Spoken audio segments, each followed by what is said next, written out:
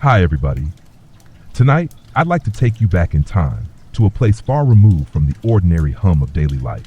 It's a story that unfolds in the frostbitten stretches of Siberia, in remote taigas, across windswept tundras, and behind the heavy iron gates of the Soviet Union's infamous labor camps, collectively known as the Gulag. This is not a tale of politics or historical theory. It is a quiet, intimate journey through the rhythm of days endured by those who lived, labored, and dreamed inside the barbed wire boundaries of the Gulag system. Our story doesn't begin with the thunder of arrests or the icy clink of shackles. Not tonight. Instead, imagine a cold wind brushing over your cheek, snow crunching beneath your worn boots, and the faint hum of men coughing in a dim wooden barrack. Imagine waking before dawn, not because you want to, but because you must. This story is about the men and women who were swallowed by the machine of repression, and what daily life was really like for them once they entered a world built on silence, suspicion, and survival. So settle in. Let's begin at the beginning, not with the machinery of the state, but with the morning whistle that tore the darkness. It was always dark. That's the first thing one noticed in the depths of a Siberian winter morning, how the night never really seemed to end. A bell or a whistle would pierce the stillness of the barracks sometime between 4 and 5 a.m. It was not loud in the way a train's whistle is loud. It was sharp, cold, a reminder, a fragment of metal and authority that sliced through the sleep of the hundreds of men who lay shoulder to shoulder on wooden bunks.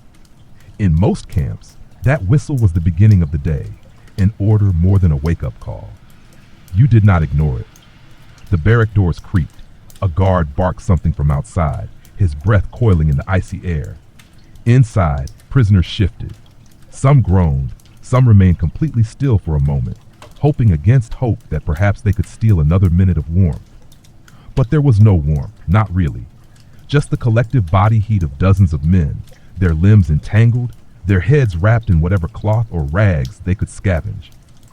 The bunks were simple planks, stacked 2 or 3 high, with no more than a thin layer of straw or sawdust underneath.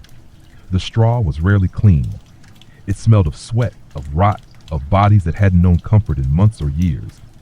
Bed bugs and lice thrived in the seams of the wood. In the summer, mosquitoes. In winter, the damp chills soaked into your bones, and you never quite dried out. The first sound inside the barrack was coughing. Always coughing. Men hacking deep into their lungs, clearing out the ache of a night spent in damp wool and infection. The second sound was movement. Clothes being shifted into, boots being thudded onto frozen floorboards. Small tin cups clanking as they were picked up and brought along for the morning ritual. There was no real privacy. Not when everyone changed together, slept together, ate together, and sometimes died together. A man might urinate in a bucket at the foot of his bed in the night, and another would empty it before dawn. These arrangements were not designed with dignity in mind. Survival was the only currency. Once dressed, layers of cotton and wool, patched and repatched, sleeves missing, socks stolen, the prisoners filed into lines outside. The cold was sharp like teeth. Those who had gloves cherished them like treasure. Those who didn't tuck their hands beneath their arms or into sleeves and prayed their fingers would not blacken. The guards watched from towers and gates, rifles slung across chests, their boots newer, warmer, their cheeks less hollow. Roll call was a ritual. Sometimes it was fast, head counts tallied, names ticked, and the day moved on. Other times it was slow, deliberately so. A punishment for some slight or a show of dominance. They'd keep the prisoners standing in -30-degree cells, cold, unmoving, sometimes for hours, while numbers were checked and rechecked. To shift was to be shouted at. To speak was to be beaten. A man might collapse from exhaustion or frostbite, and he would be dragged out of the line if lucky by fellow inmates. If not, a guard. And then after the counting, the day truly began. Breakfast. It wasn't what you or I would call breakfast. It was more of a gesture than a meal. A tin bowl of watery kasha, oats or buckwheat, sometimes barley, depending on the camp's resources. The texture changed depending on the season, thin and soupy in the spring thaw, frozen at the edges in winter. Occasionally a few chunks of potato, or if one was fortunate, a sliver of fish. Salt was rare, and sugar nearly mythical. Still, prisoners ate with focus. Hunger was not something you ever stopped feeling in the Gulag. It became a companion, a shadow, something that whispered to you throughout the day and visited your dreams at night. The bowl of kasha was held carefully. Men might barter for another's portion, might steal if the opportunity arose. But the punishment for theft was severe: beatings, solitary confinement, sometimes worse. So they learned to hide their longing well. The canteen was not a building as much as it was a shed. Wooden walls, a door that creaked open to reveal steam rising from giant black cauldrons. Women prisoners in some camps worked there, silent, eyes down, stirring endlessly. They didn't speak. The cooks had the hardest jobs in some ways. They were surrounded by food, just barely, but rarely tasted more than scraps. After breakfast came the true labor of the day. Every man was assigned a brigade. Some would march to logging sites miles away, where they would chop timber in temperatures that made iron tools stick to flesh. Others dug frozen earth with pickaxes, laying foundations for barracks or roads that led nowhere. Some mined coal, others quarried stone. A few were lucky to be craftsmen, shoemakers, mechanics, tailors, but those jobs were few and filled quickly. The walk to the work site was often silent. The crunch of snow, the jingle of chains, the shuffle of hundreds of boots in rhythm. The guards flanked the column, rifles slung over shoulders, eyes watching always. Work quotas were set high, too high, unrealistically high. And those who did not meet them, well, they did not eat the full ration that night. The difference between a full ration and a half ration could be a matter of life or death. You could not afford to be weak, and yet everyone grew weaker by the day. Still, something deeper held them together. Habit, perhaps, or hope, a memory, or sheer silent defiance. That was how the days began in the Gulag, and there were many, many more. The long march to the work site stretched on like a frozen ribbon across the vast white silence of the Siberian morning. There was something hypnotic in the rhythm of it, the crunch of boots against snow, the breath like smoke escaping from chapped lips, the distant murmur of wind threading through sparse trees. It was during this march, between the barracks and the site of labor, that the prisoners often drifted inward, into the recesses of their own thoughts. No one spoke unless it was absolutely necessary. Talking was not forbidden, per se, but the cold took much of the incentive, and the guards looked for excuses to assert their power. A whispered joke, a muttered complaint, these could be enough to earn a blow from a rifle butt or a stretch in the punishment cell. And so silence reigned, broken only by coughs, sniffles, and the occasional groan as someone stumbled or limped on an old injury that had never healed properly. It wasn't just the body that was tested on those marches. It was the will. Some prisoners counted steps, one after another, like monks counting prayers. Some recited poems in their heads, fragments of Pushkin or Mandelstam, lines clung to like relics of another life. Others imagined food, the flavor of black bread with butter, the crackle of fried onions, a mother's soup. These memories were fragile and slippery, but they brought warmth that the layers of torn wool never could. Then there were those who simply looked forward. Not in hope, hope was dangerous, but in necessity. Forward was where the labor was. Forward meant survival. And that was all most dared to want anymore. The work sites were bleak and brutal. In winter, the snow clung to everything, even the air. Men were assigned tasks according to their brigade's needs. Some to fell trees, others to haul logs, still others to dig or hammer or hoist. Tools were rudimentary: axes, saws, picks. Many were dull or damaged. Gloves, when available, were worn thin. Often prisoners wrapped their hands in rags or burlap. It didn't help much. Fingers cracked and bled, nails blackened. Sometimes a man would drop a tool and find that his fingers no longer responded. Frostbite didn't announce itself with a scream. It crept in with silence. The guards did not assist. Their job was to watch, not to help. And so they stood in thick coats, watching, smoking, barking orders, checking the quotas on clipped paper slips. The quotas were everything. The Soviet ideology of the Gulag insisted that prisoners could be re-educated through labor. That work would purify them. That sweat and toil could make Soviet citizens out of those labeled as traitors, thieves, saboteurs, or merely enemies of the people. It was a lie. One the guards knew, one the prisoners knew, but a lie that was maintained because it justified everything. Each man was expected to fulfill his norm, his daily quota. These norms were set arbitrarily and shifted with political tides. To meet the quota, was to earn a full ration of bread and watery soup that evening. To fall short was to go hungry. If you failed again the next day, your ration might be cut further. And if your name showed up on the list of non-productive elements for several days in a row, you might disappear into the punishment barrack, or worse. This system of rationing created a hierarchy. The strong became stronger. Fed better, they could work more and earn their full share. The weak grew weaker. Malnourished, they could not keep up, and soon slipped into a spiral of starvation. And so it wasn't uncommon to see a man collapse into the snow by noon. There was a quiet protocol around it. If it happened early in the day, others in the brigade might try to help, lift him up, whisper encouragement, try to rouse some spark in him. But the guards discouraged this. Too much compassion was seen as resistance. It disrupted productivity. So often the man was left there, slumped against a pine trunk, his breath shallow, his eyes glassy. Sometimes they came back to camp. Sometimes they did not. Lunch came not at a proper hour, but whenever it was permitted. A guard might blow a whistle or shout, and the prisoners would gather near a barrel stove or a crude shelter. 10 bowls again, filled from a large pot carried on a sled or cart. The contents were the same as breakfast, kasha, or sometimes cabbage soup. Hot, yes, but insubstantial. Still, it was a moment of relief. Men huddled close together, crouched near fires when allowed, their hands trembling as they raised spoons to cracked lips. There was a kind of solemn ritual to it. The passing of salt, if someone had managed to hide a few grains. The sharing of stories in hushed voices, always watching the guards. If someone had a small crust saved from the day before, he might trade it for a cigarette stub or a favor. Then the break was over. Back to labor.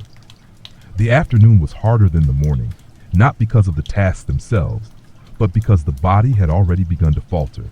Hunger gnawed deeper, feet grew heavier, cuts and bruises throbbed, and the knowledge that the long march back still awaited at the end of the day weighed on every man.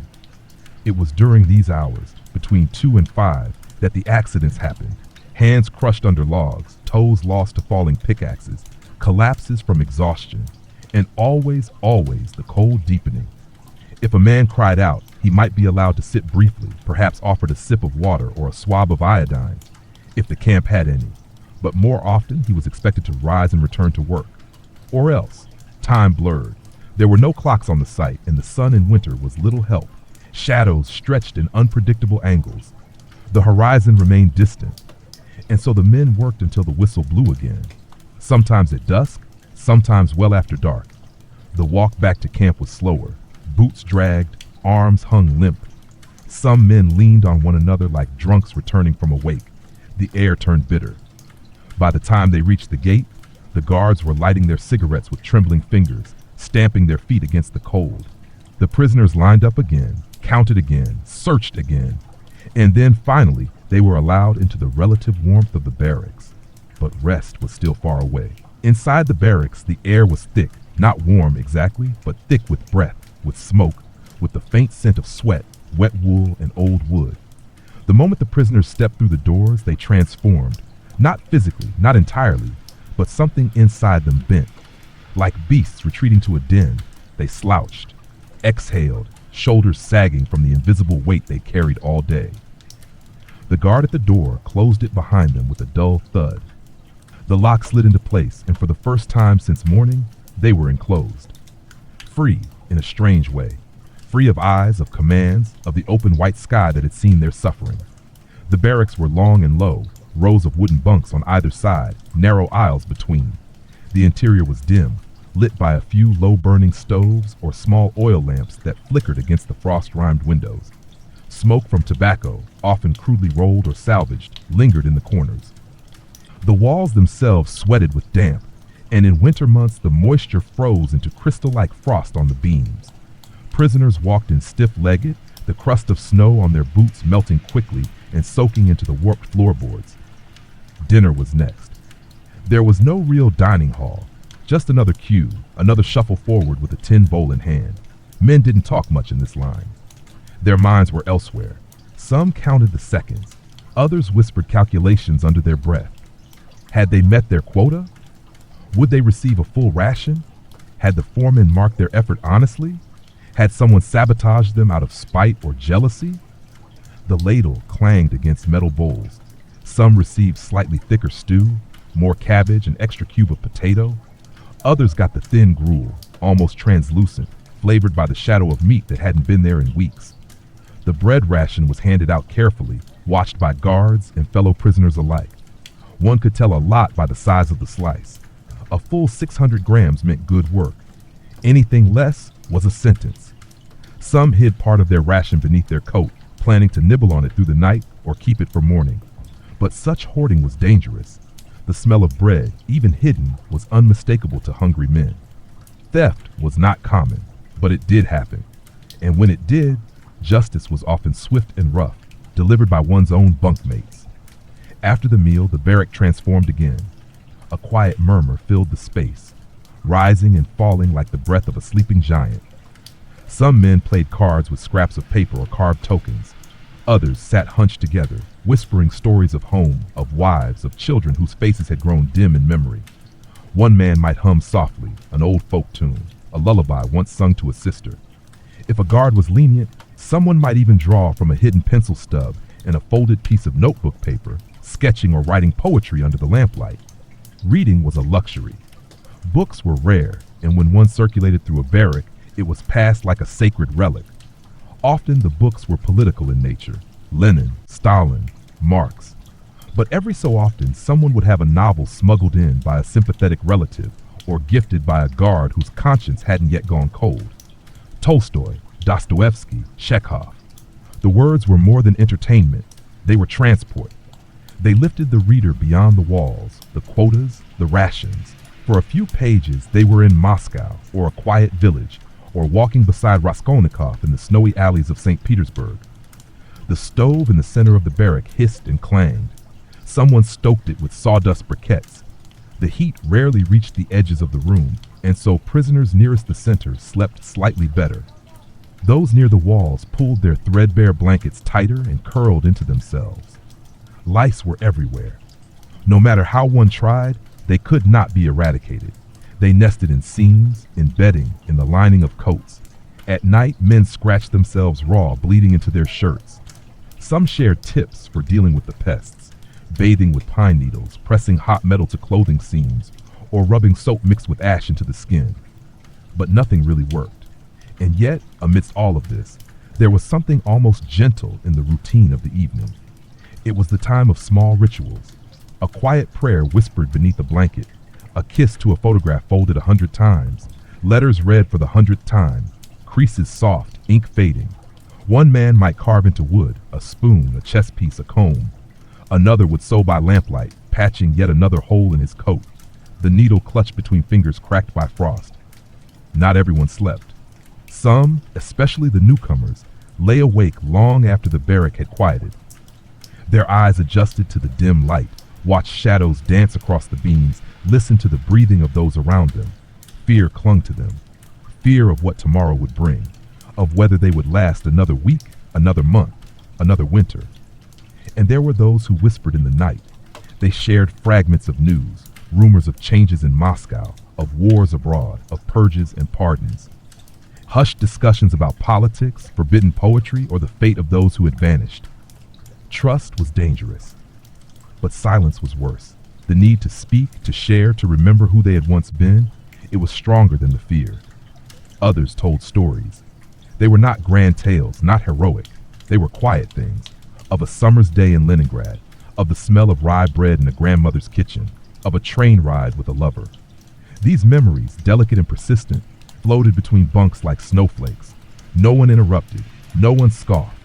In the Gulag, nostalgia was not indulgence, it was survival. Gradually, sleep crept in. One by one, the barracks stilled. Men shifted under their blankets, curled around their aching stomachs, their battered hands. Some clutched their bread close to their chest. Others fell asleep mid-whisper. The stove hissed one final time and went quiet. Outside, the wind howled across the steppe.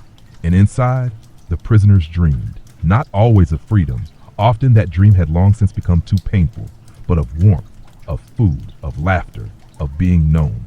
The night was short. The whistle would come again. There was a stillness in the hour before dawn. A silence so complete it seemed to stretch beyond the walls of the barracks, past the watchtowers, past the snow-covered forests, and into the soul of the earth itself. In that moment, the camp held its breath.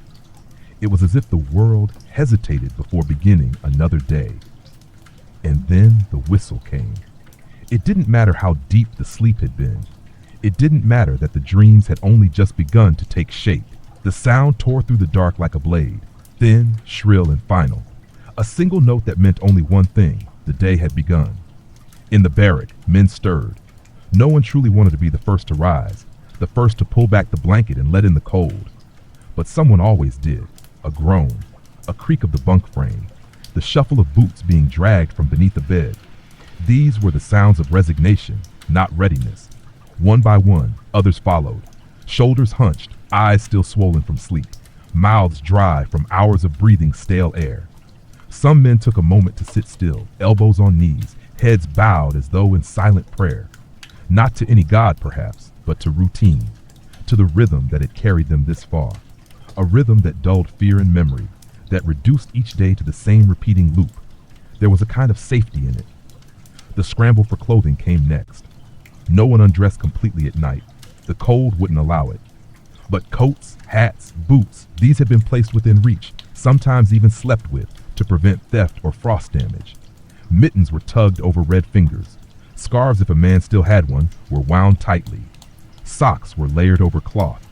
Each item was a defense, however pitiful, against the world outside. The air inside the barrack was warmer than the frost-laced dawn beyond its door, but it was still cold enough to see one's breath. The latrine was a short distance from the barracks, a crude wooden shack with holes cut into benches, a pit below, and the lingering stench of hundreds. Visiting it was not a choice, but a necessity. Men shuffled out quickly, shoulders hunched, hands tucked into sleeves, trying to avoid the wind. Some didn't bother with the outhouse at all, relieving themselves against the frozen side of a wall or into a tin can behind the building. There was no shame left. The cold stripped it away. Soon the line formed. The morning roll call was always the same. Line up in the yard. Wait. Shiver. Stand still. No speaking. No coughing too loud. No falling out of formation. The guards, bundled tightly in wool and leather, walked slowly past, ticking off names from lists, sometimes counting twice, sometimes thrice. They took their time. A man missing? The entire line would remain until he was found, or accounted for. If a body had frozen overnight in the infirmary or on the edge of the camp, someone would have to retrieve it. Occasionally, a prisoner tried to escape in the night. It rarely ended well. Those who survived long enough to be caught were returned, broken and blue, dragged by the collar back into line to serve as a warning. And then, when the count was done, came the soup, if you could call it that. A ladleful poured into the same bowl used last night, unwashed back, scraped only with a crust of bread or finger. It steamed, yes, but it was little more than colored water. Maybe barley, maybe cabbage boiled to transparency. If someone was lucky, they'd find a spoonful of grains settled at the bottom. Most drank quickly, head tilted back, savoring the heat as much as the taste. Then came the bread. The ration was sacred. A man could kill for a slice. It was measured and handed out with the care of gold. Often it was black bread, dense and coarse, packed with the occasional presence of sawdust or husks mixed in to stretch the flour. Some men bit into it immediately, not trusting themselves to wait. Others tucked it into a cloth, a pocket, hidden like treasure to be split throughout the day. Arguments over bread were common. Accusations of stealing, of unfair portions, of favoritism. Fights broke out. Not loud, dramatic brawls, but sudden, desperate scuffles, silent and vicious. A hand darting under a blanket, a punch, a scream muffled into a sleeve. These things were often settled by the other prisoners, not the guards. There was an unspoken order inside the barracks, rules not written but deeply understood, and breaking them could mean exile within the exile. After the meal, preparations for the march began. Tools were distributed, saws, axes, picks. Some men carried their own, sharpened and repaired during evening hours. The tools had to last. They were checked each day. Damaging one could result in punishment. Losing one, worse. A guard might assign collective punishment, blaming a whole brigade. This bred tension, suspicion, and fear. As the line to the gate formed, a silence settled once more. Each man braced himself, not just for the cold, but for the day ahead. The quotas, the weight of the timber, the threat of collapse, the possibility that something, a cough, a stumble, a wrong word, might be the thing that changed everything. Once the gate opened, there was no turning back. They filed out, boots scraping over packed snow, the horizon still dark. The guards flanked them, their breaths pluming, rifles slung but ready. One of them cracked a joke, laughed. The sound was jarring, out of place, and then it faded into the wind. The forest lay ahead. Black trees stood like frozen sentinels. The path wound through them, narrow and rutted. It had been cleared by generations of footsteps. And it knew the weight of suffering. Some prisoners looked down at their feet as they walked. Others stared straight ahead. No one looked up. There was nothing up there but clouds and cold.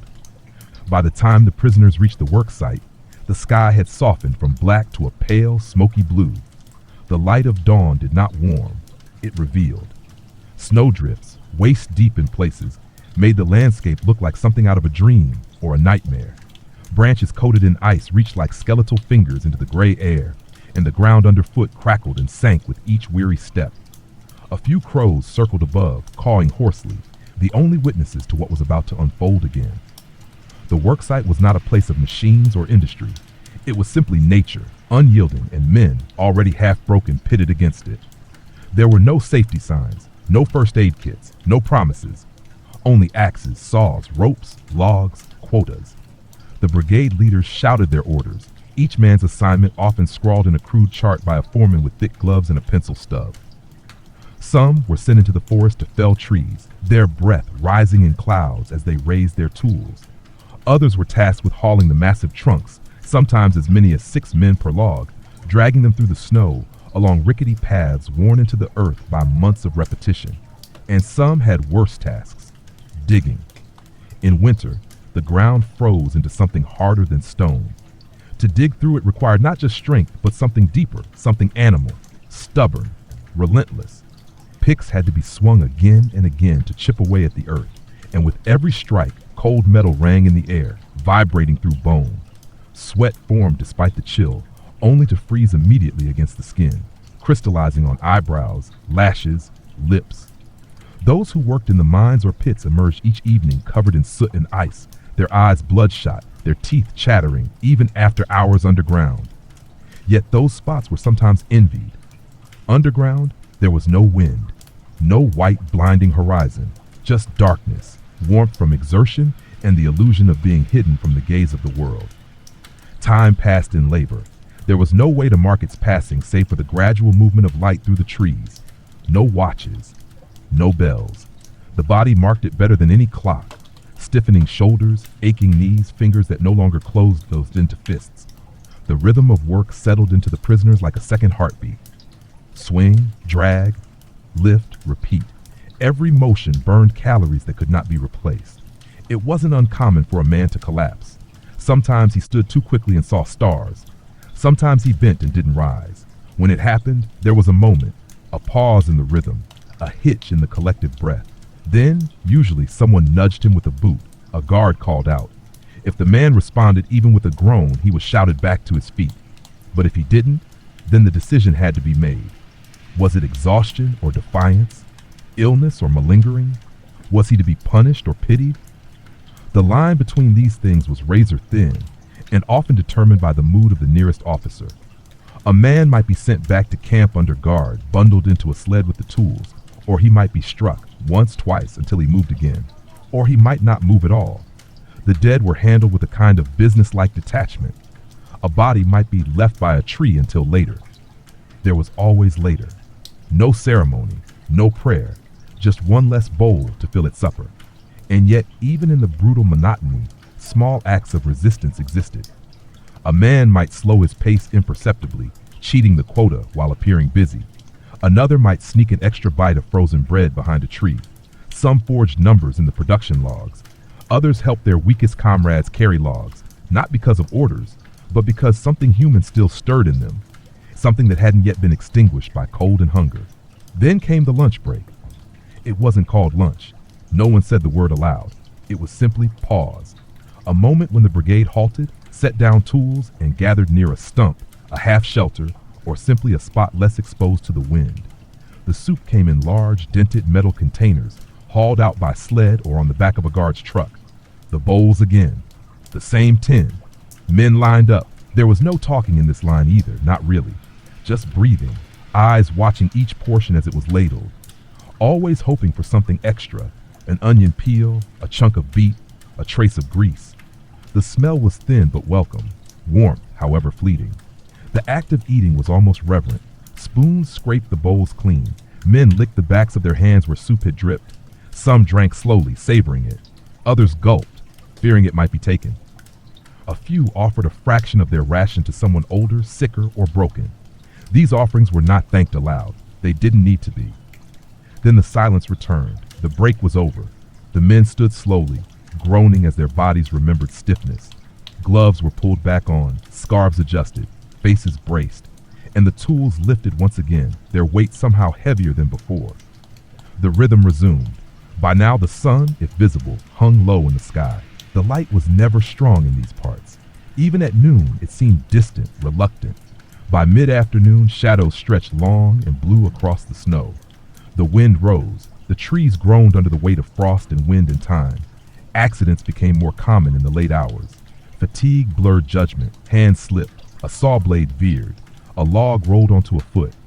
Screams, when they happened, were short, stifled, sometimes followed by silence. No one wanted to attract too much attention, even in agony. Pain was safer when kept quiet. Still, the work continued, because to stop was to lose everything. Not just bread, not just warmth, but the thin thread of identity that kept a man tethered to himself. In the Gulag, routine was lifeline. Even suffering, when expected, became structure. And so they worked, and waited for the whistle that would signal the march back. Each hour closer to that whistle was counted, not with watches, but with aching joints, with the slow descent of dusk, with the tightening of muscles that screamed for rest. And yet they moved, still breathing, still lifting, still human. Somehow, by the time the end-of-day whistle finally pierced the air, it didn't feel like relief. It felt like collapse.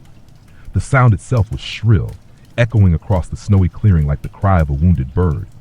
But there was no cheering, no movement of celebration.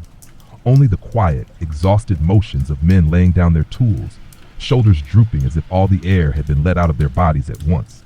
It wasn't over. Not yet. The return march awaited. The line formed slowly. Prisoners staggered into position, boots dragging through the snow, each man taking the same place he had that morning. No one wanted to stand next to someone new. The familiar brought comfort, however small, however meaningless. There was order in it. The guards performed another head count. Some muttered to themselves, counting rows, faces, movement.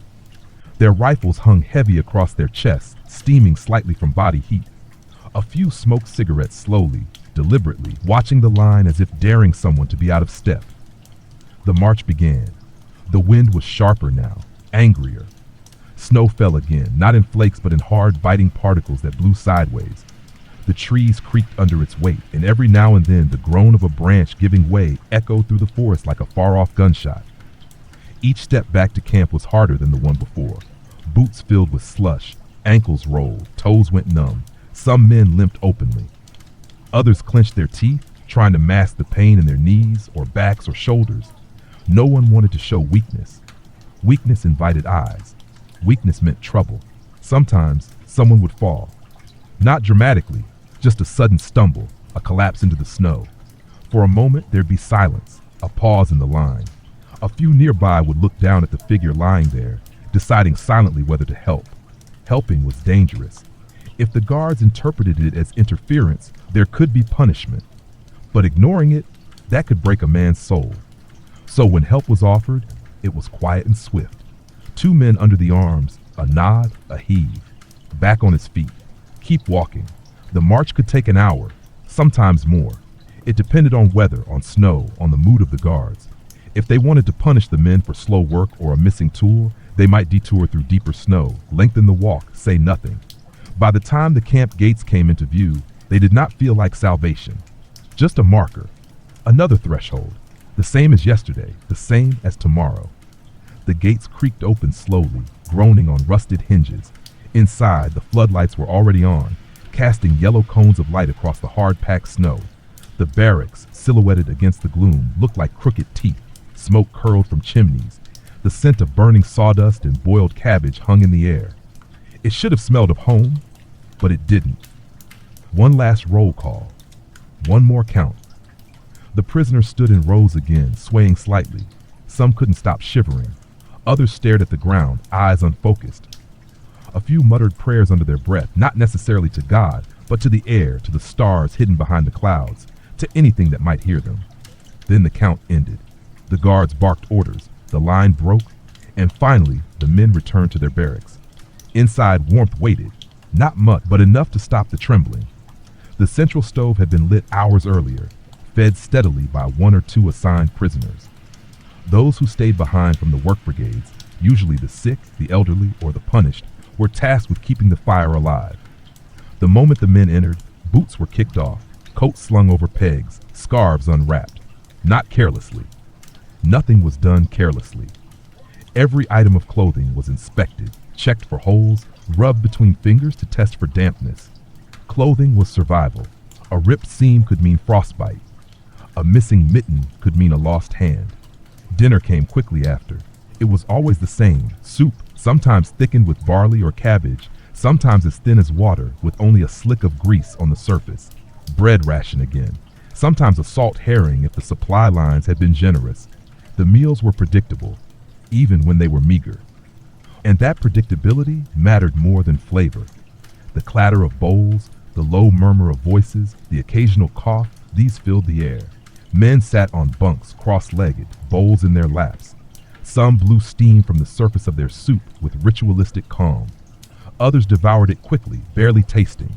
Hunger did that. It shortened patience. It narrowed the senses to one thing. Get it inside before someone else notices how much you've got. There were stories that some men kept crumbs from their bread, drying them on a cloth and saving them for emergencies. Crumbs, not slices. Crumbs. That's how carefully each bit of food was treated. After eating, the barrack took on a different atmosphere. The immediate needs satisfied, for now, the men allowed themselves a flicker of humanity. Not joy, not really, but the semblance of something close. Someone told a joke, an old tired one that still drew a smile. Another man sang softly to himself, just a hum, barely a tune. Someone sharpened a knife for carving. Another patched a glove. A few still had books. They were passed around, their pages handled like scripture. A man would read aloud if he was literate and the guards permitted it. Eyes would close as others listened, letting the cadence of Russian prose take them elsewhere, to places where time moved slower, where snow fell gently, where prisons were stories, not sentences. Then, the quiet. Night deepened. The stove hissed low. Men lay down one by one, adjusting their positions so no one had to sleep by the wall unless he volunteered. The center bunks were warmer. The ends were colder. Everything was shared, space, breath, lice. Some men murmured in their sleep. Names, please. Snatches of old conversations. Others dreamed with their eyes wide open, staring at the roof beams above them as if expecting them to vanish and reveal the stars. Outside, the wind blew harder. It rattled the window panes. It howled past the chimneys and crept beneath the gaps in the wood. But inside, for now, there was stillness, until morning. In the deep quiet of night, time did not move as it did elsewhere. Inside the barracks, there was no ticking of clocks, no glowing faces of wristwatches, only the slow rise and fall of breath, the soft shifting of bodies on wooden planks, and the distant sound of the wind whispering across a world covered in snow.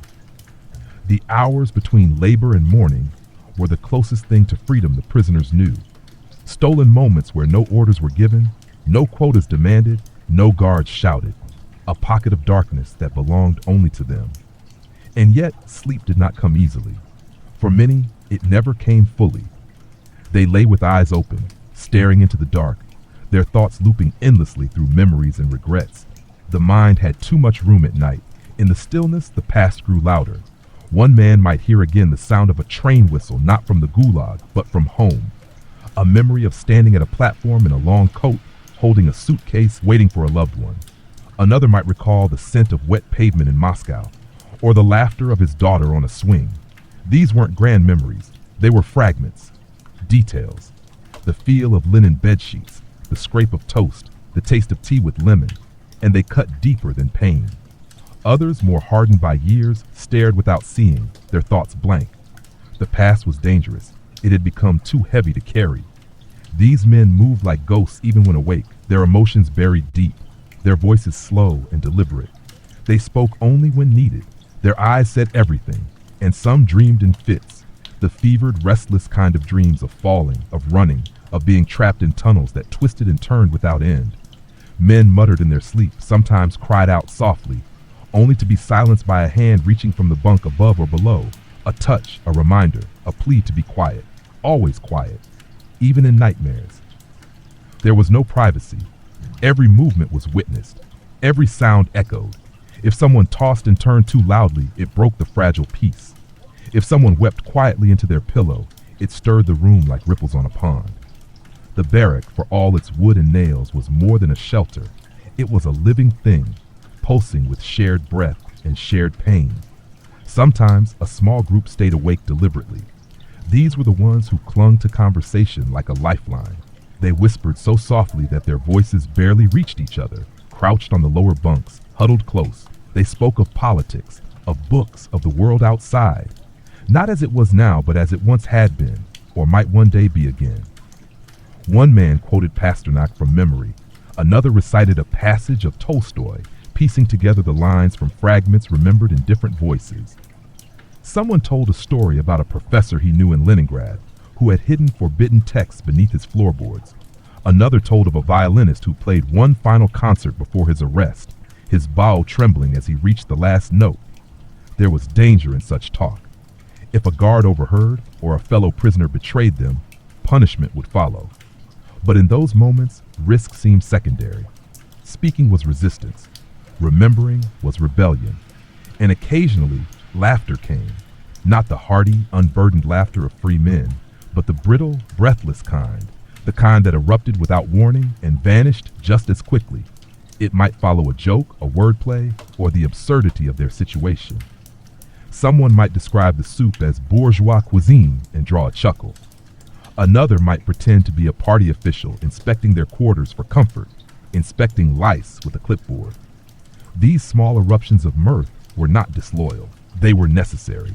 In a place designed to erase identity, laughter was a way to remember they still had names. But the night wore on, slow and steady. The fire in the stove dimmed, leaving only a faint red glow. Shadows stretched across the bunk beds like fingers. Men turned in their sleep, murmured, scratched at lice. The cold crept in again, inching across the floor, crawling up legs, settling into bones. Blankets were pulled tighter, scarves wrapped higher around cheeks. Someone coughed, a deep, rattling cough that echoed through the barrack. Tuberculosis. It had no mercy in places like this. The sick were sometimes allowed to stay behind from labor, but more often they were made to work until they collapsed completely. Medicines were rare. Doctors, rarer still. The infirmary, if it could be called that, was a single low building with a leaking roof and splintered floors. Inside, rows of cots held men who had once worked and now simply waited.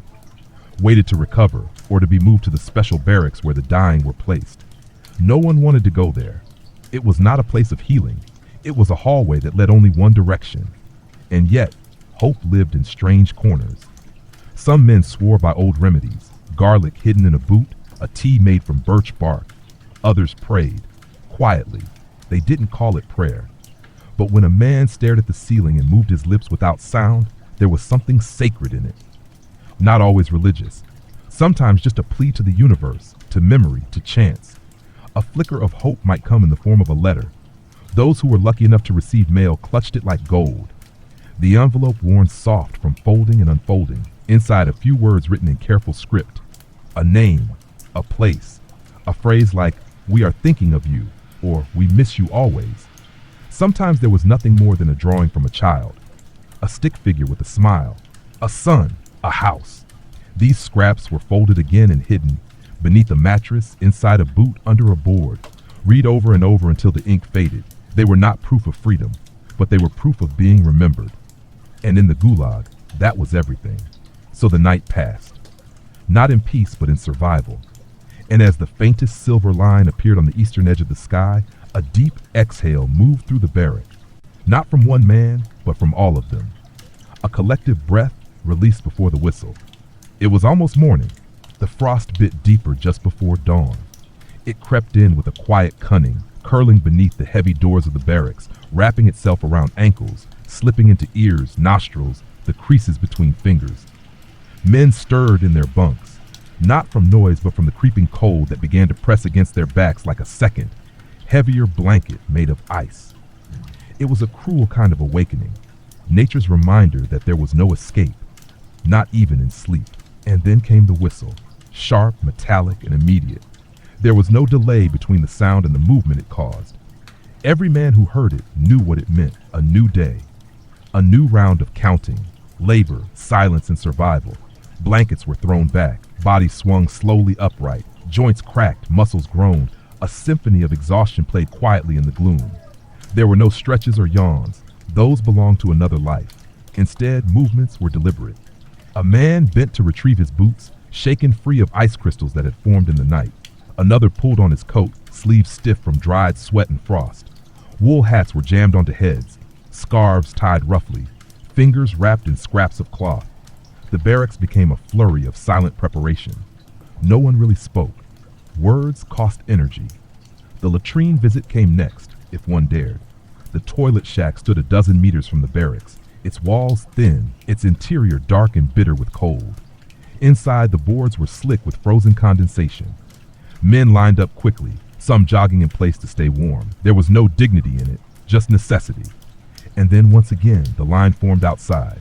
The same courtyard, the same lines, the same guards. Snow had fallen overnight, fresh and undisturbed. It blanketed the camp in deceptive softness, covering over footprints, tire marks, even yesterday's bloodstains. The world looked clean for a moment, untouched. But beneath the surface, the same iron routines waited. Roll call began. A voice read names from a clipboard. Each prisoner answered with a sharp "here." Some had voices hoarse from cold or illness, their replies barely more than a rasp. A guard might snap at them, demand they speak louder. A man might step forward to speak for another. An old man too sick to shout. Sometimes the guard allowed it. Sometimes he didn't. If a man was missing, the entire camp paused. Silence stretched, heads turned. No one whispered. Everyone knew what might come next. A search. The punishment. The suspicion. Eventually, the count was deemed correct, and the line shifted. Breakfast was served again in the open yard. One by one, the prisoners stepped forward with their bowls. The same routine. A ladle dipped into a steaming pot. The soup was thin, barely more than water with a film of grease, maybe a grain or two of barley floating at the bottom.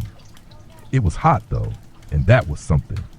Some men drank immediately, careful not to spill a single drop. Others waited, letting the bowl warm their hands before they sipped.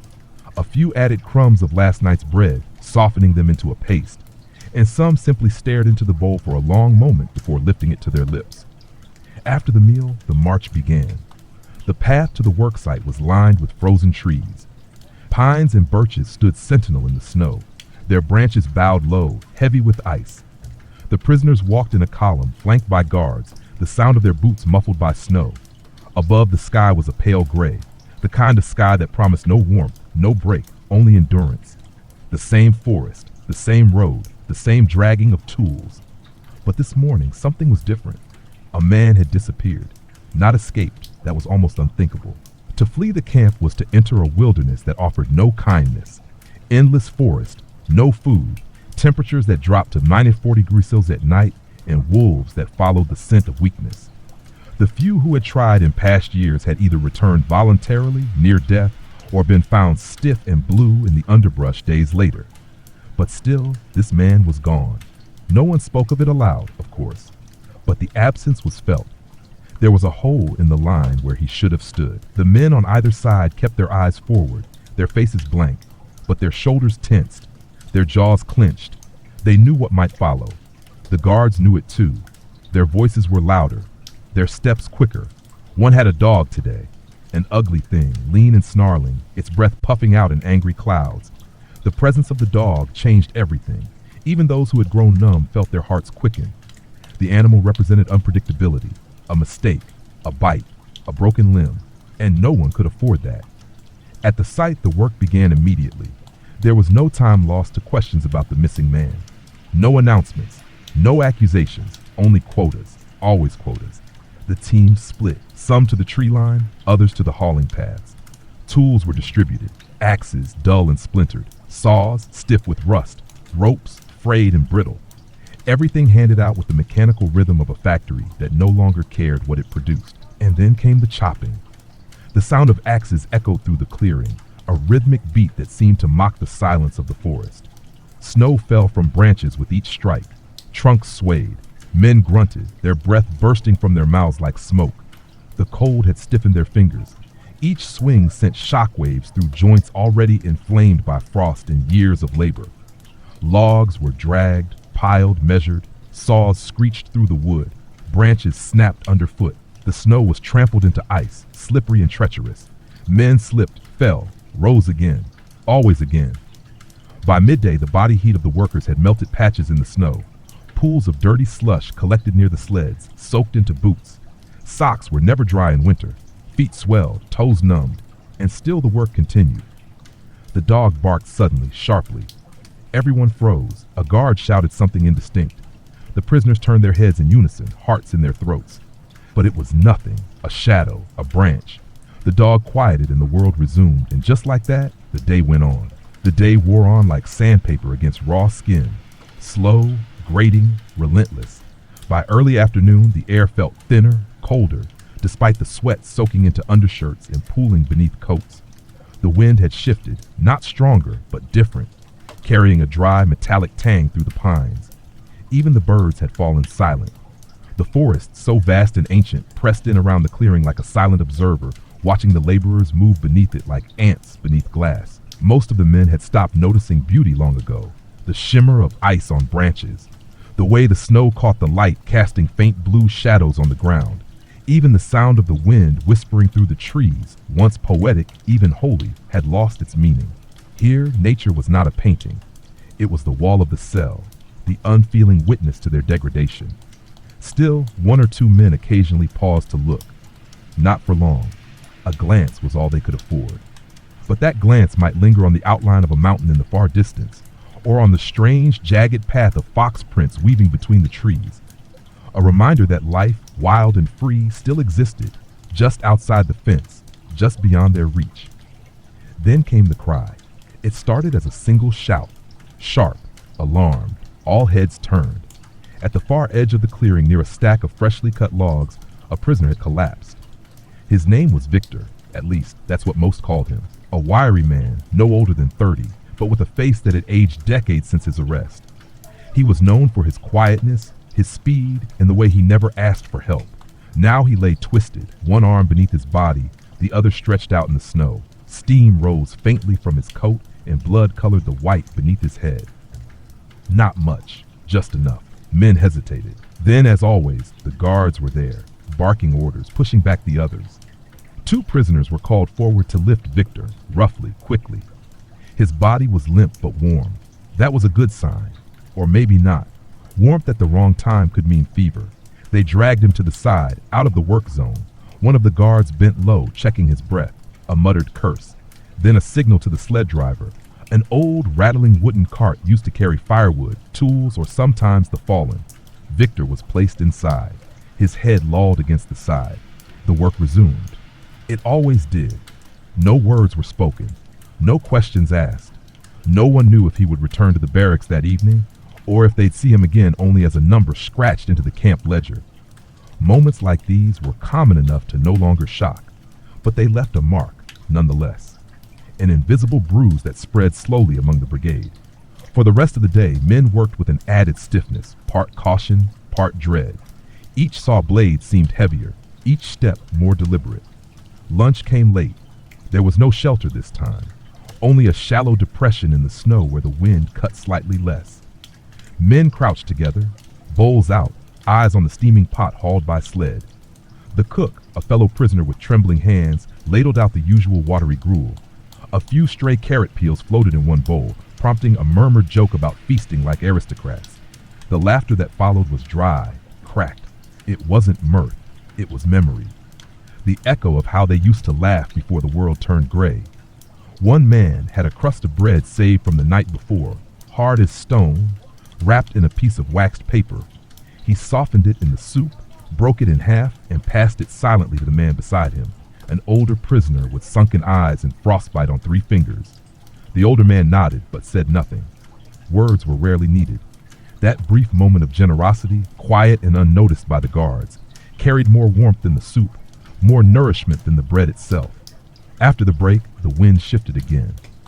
Snow began to fall. It came slowly at first, drifting in gentle spirals, catching on eyelashes and collar seams, but within half an hour it thickened into a steady, heavy curtain. Visibility dropped. The forest receded behind a white veil. The guards huddled closer to the fire barrel, cursing and rubbing their gloved hands together. Work did not stop, not unless it became physically impossible, and even then, the decision had to come from above, not from pity or logic, but from calculation. Was it worth the risk of frostbite, exhaustion, death, or did the camp's monthly production numbers need a push? So the men worked in the snow. Axes swung through white fog. Sleds groaned under fresh logs. The sound of tools and breathing became muffled, as though the world had been blanketed in silence. Only the occasional shout of a guard cut through the haze. Snow collected on shoulders, on hats, on tool handles. Fingers stiffened quickly. Men took turns wiping frost from their brows with sleeves already crusted in ice. The sled runners jammed more often. Ropes slipped, boots soaked through. But no one stopped. To stop was to be noticed. And to be noticed was dangerous. Eventually, one man began singing. Softly, under his breath, a tune nearly lost in the storm. It wasn't a song of resistance or mourning. It was a lullaby. Something his mother used to sing, perhaps. The words were slurred, mumbled, but the melody held. Others heard it. A few even joined in, not in harmony, but in unison, a broken, low chorus barely audible above the snow and wind. It wasn't about performance. It was about endurance, about filling the void with something other than cold and fear. The guards ignored it. Perhaps they didn't hear. Perhaps they chose not to. The snow fell harder, and the song continued like breath in winter, fragile, fading and still there. The march back that evening was a blur of white and gray. The snowfall had thickened into a curtain that erased the landscape. Trees faded into shadows. Footsteps disappeared within moments. The path, so familiar in clear weather, now twisted and vanished before them, like a thread pulled by invisible hands. The guards shouted more often, their voices strained and uncertain, trying to keep the column of prisoners together in the storm. Boots dragged, shoulders hunched, men leaned forward into the wind, their faces stung by needles of snow that lashed sideways, carried on gusts that moaned like ghosts across the taiga. The prisoner at the front of the line held a long stick, used to test the ground for hidden pits or patches of ice. He moved carefully, deliberately, sweeping it side to side. A misstep in these conditions could mean a broken ankle or a fall into a snow-covered ditch. And in weather like this, there would be no rescue. Just the dull thud of a boot, a curse from a guard, and the march would continue without him. Silence dominated the line. No one had the energy to speak. The wind stole voices before they left lips. Eyes were downcast, fixed on the back of the man ahead, as if staring hard enough could summon strength. The snow built up on shoulders, on hats, clinging to faces until every man looked like a statue carved from frost and grief. And yet, they walked. One foot, then the next. Every step was an act of will. Inside some of their minds, songs repeated, tunes from childhood, church, workers' marches, lullabies. Others counted, steps, heartbeats, trees. Anything to stay anchored, to resist the creeping numbness in fingers and thoughts. One prisoner, young and still new to the camp, began to lag. His name was Artyom, barely 22. His cheeks were raw, his lips cracked and bleeding. He stumbled once, then again, each time slower to rise. His breath came in bursts. Frost clung to his eyebrows like ash. He wasn't shivering anymore. That was the danger. Shivering meant the body was still fighting, still trying to generate heat. But when it stopped, when the cold became a distant sensation, it meant something inside had started to shut down. A guard noticed. He barked at Artyom to move faster. The young man blinked, uncomprehending, like a child waking from a bad dream. Another step, then he fell again. There was a pause in the line. No one reached for him. Not at first, not because they didn't care, but because they knew. Helping could bring punishment. Helping could make the guards angry. Helping could mean missing the dinner ration if they returned too late. But one man stepped out. Yakov, a former schoolteacher from Irkutsk. Thin, always pale, but stubborn in a way that had nothing to do with muscle. He moved to Artyom and lifted him by the collar. "Stand," he whispered. "Stand, son." Artyom didn't respond. His eyes were wide, glassy. Another guard approached, rifle slung across his shoulder. "He'll be left," the guard said flatly, without emotion. Yakov didn't move. He placed an arm under Artyom's and tried to pull him up. His own legs wobbled. His breath came fast and shallow. The guard raised the butt of his rifle. Then something unexpected happened. Another prisoner stepped forward. Then another. 4 men now stood around the boy, not speaking, not pleading, just standing, in silent defiance. The kind that doesn't involve fists or banners or slogans, but weight, presence, refusal. The guard stared for a long moment. Then, with a grunt, he turned away. Artyom was lifted, carried between 2 shoulders. He would not walk the rest of the way, but he would not be left behind. The march resumed. When the gates of the camp finally came into view, they looked like a mirage, a rectangle of black iron lit by 2 flickering lanterns. Behind them, the barracks glowed faintly with firelight. Smoke rose into the darkening sky, twisted by wind. Inside, warmth waited, not comfort, but warmth. The barracks door creaked open. Men shuffled in, faces red, noses running, eyes bleary. Steam rose from their bodies as the frost began to melt. Coats were stripped off slowly, boots unlaced with stiff fingers. Some men sat without speaking, leaning back against walls, their eyes closed, their hands cupped over their faces. The central stove burned hot tonight. A prisoner named Petter had fed it all afternoon, chopping and stacking wood, keeping the fire steady. It was a small mercy. The heat reached at least halfway to the outer bunks before fading. Dinner was late. The snow had delayed everything. The cooks had struggled to keep the soup from freezing during transport. By the time it arrived, it was thick and gelatinous. Still, no one complained. They ate in silence, swallowed spoonfuls of lukewarm broth, tore into their bread like wolves. One man, too cold to chew, held his slice against the stove until it softened.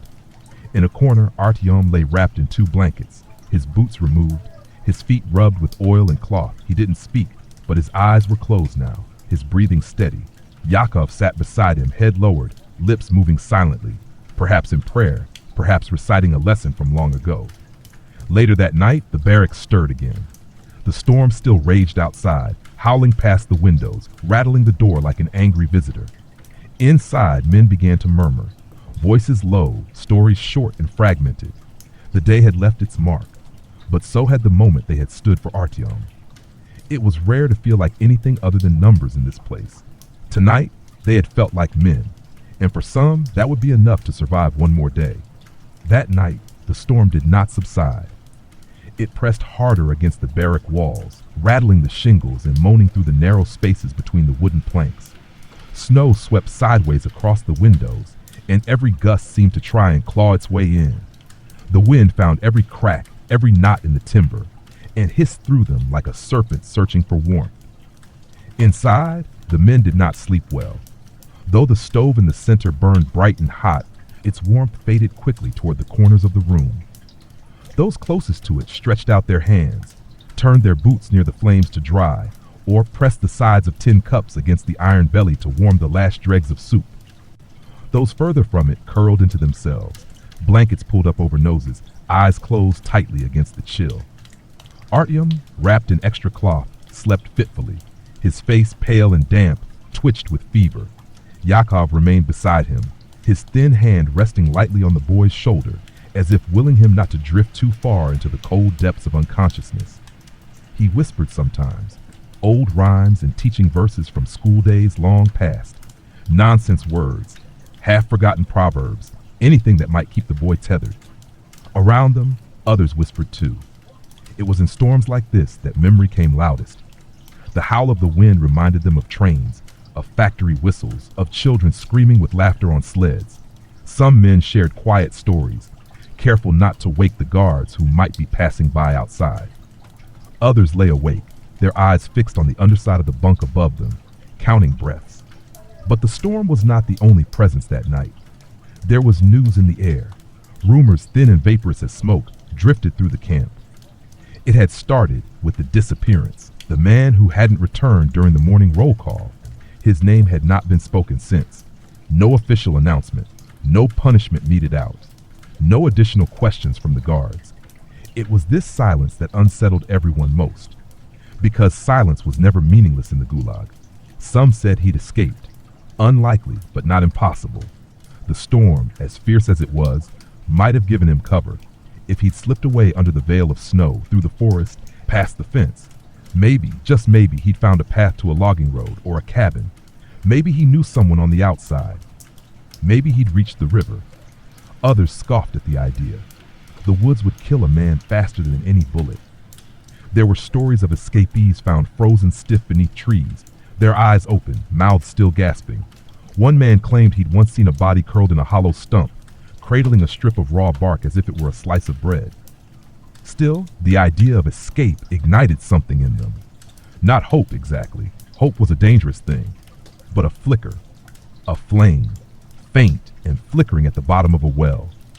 Just the thought that someone might have slipped through the cracks, that the system wasn't completely inescapable, sent quiet pulses through the barracks. In one corner, a former political prisoner named Semyon turned to his bunkmate and whispered, if he made it to the river, he might find a village. Hunters, there are old paths. The bunkmate didn't respond. He simply closed his eyes and listened to the wind. The storm continued into the small hours of the morning. Sometime past midnight, the guards made their rounds, their footsteps crunching across the snow outside. A lantern passed by each window in turn, the glow filtering through frosted panes like an eye, always watching. Inside, the prisoners grew still. No one spoke while the light passed. Everyone knew the rule. When it moved on, the murmur resumed, but softer now, more distant. Men began to drift, one by one, into the strange half-sleep known only to those who no longer dream. Sleep that wasn't rest, but a pause in suffering. The body shut down what it could. The mind followed as best it could. By dawn, the storm finally loosened its grip. The wind eased. The snow fell more gently, in soft flakes that twirled in the pale blue light. The forest beyond the fence was buried in silence, every branch weighed down, every path erased. The whistle came, as it always did, and the men began to move. Their limbs resisted at first, stiff, cold, but they obeyed the call with mechanical certainty. Each morning was a test of willpower, whether or not they could force themselves upright, swing their legs over the bunk, and begin the day again. And each morning, most succeeded. They dressed in silence, pulled on stiffened boots, rewrapped scarves, shook the ice from their sleeves. The barrack floor was slick with melted snow and mud. Their breath clouded the air. Artyom was awake. His fever had broken sometime before dawn. His skin still glistened with sweat, but the dullness had left his eyes. He looked at Yakov, then at the others moving around them. I'll go, he whispered. Yakov frowned. You'll do no such thing. If I stay, Artyom said, they'll take my ration. The old man stared at him for a moment. Then, without another word, helped him sit up and began wrapping his feet with dry cloth. Around them, the barrack moved like a great slow beast waking from hibernation, boots stomping, spoons clinking, the creak of doors swinging open. Outside, the morning was brighter than expected. The snow, clean and deep, reflected the rising sun in brilliant flashes. It hurt the eyes, especially those unused to light. The sky for once was cloudless. A rare, radiant blue stretched above the camp like a window to another world. The guards gathered the prisoners, forming them into lines. The routine resumed. Roll call, inspection, breakfast. But something subtle had shifted. The snow muffled sounds, softened edges, and for a few brief moments, the camp seemed less cruel, less endless. There was no logic to it. But even the smallest break in the monotony could feel like a miracle. As the march began, a few men glanced toward the woods. The trees stood still. No footprints, no broken branches, just an ocean of white. But in their minds, they saw him, whoever he had been, running through the storm, heart pounding, lungs burning, feet pounding into the snow. And for that moment, they weren't just prisoners. They were men imagining escape. The march that day moved differently. Not faster, not slower, but with a quiet tension, like a held breath stretched too long. The prisoners trudged single file through the freshly fallen snow, their boots sinking deep into the drifts that had accumulated overnight. Each step was heavier, more deliberate, like walking through sand with iron weights tied to their ankles. The usual sounds, the scraping of boots, the low coughs, the breath pulled through scarves, seemed muffled by the sheer thickness of the silence around them. The guards, too, were quiet. Perhaps it was the brightness of the sky that unsettled them. Or perhaps it was the thin whisper of unease left behind by the missing man. There had been no announcement, no retribution. The man's name had been struck from the records without ceremony. His bunk had already been claimed by another, but his absence lingered. In the Gulag, nothing ever truly disappeared. It only sank into snow, into silence, into memory. As the column reached the edge of the forest, the worksite opened before them like a wound. Trees half felled, piles of timber rising like the bones of a broken creature, the snow already stained with oil and soot. The storm had covered much, but not everything. The signs of yesterday's labor remained beneath the white. Blood turned brown, splinters of bark, the sharp edges of abandoned tools. Work resumed almost immediately. Axes were distributed with no words, only gestures. Ropes, already stiff with frost, were looped around shoulders. Men moved like shadows through the clearing, some to the trees, others to the sleds. Their breath formed clouds around them, hanging in the air like ghosts. Artyom had joined them, pale, trembling, but upright. His cheeks were flushed now, not with fever, but with exertion. He had been assigned a lighter task, hauling brushwood to a fire pit, but even that proved too much. Yakov stayed close, not watching too obviously, but always near. Artyom didn't speak. He focused on his steps, on the bundle in his hands, on not falling. In the clearing, a new group had arrived. Punishment detail. These were men from other parts of the camp, isolated, gaunt, their faces hard with the blankness that came after a month or more in solitary or a stint in the punishment barracks. They wore lighter coats, some with missing buttons. One had no gloves. Another wore shoes wrapped in rags. Their eyes did not meet anyone else's. They worked faster than the others, not from strength, but from desperation. Everyone knew what it meant to be assigned to punishment detail. It meant your days were being counted, quietly, efficiently, and unless something changed, the count would reach zero. The guards yelled more at them, striking their sleds with sticks, calling them names. Lazy, dogs, traitors. The words had long since lost meaning.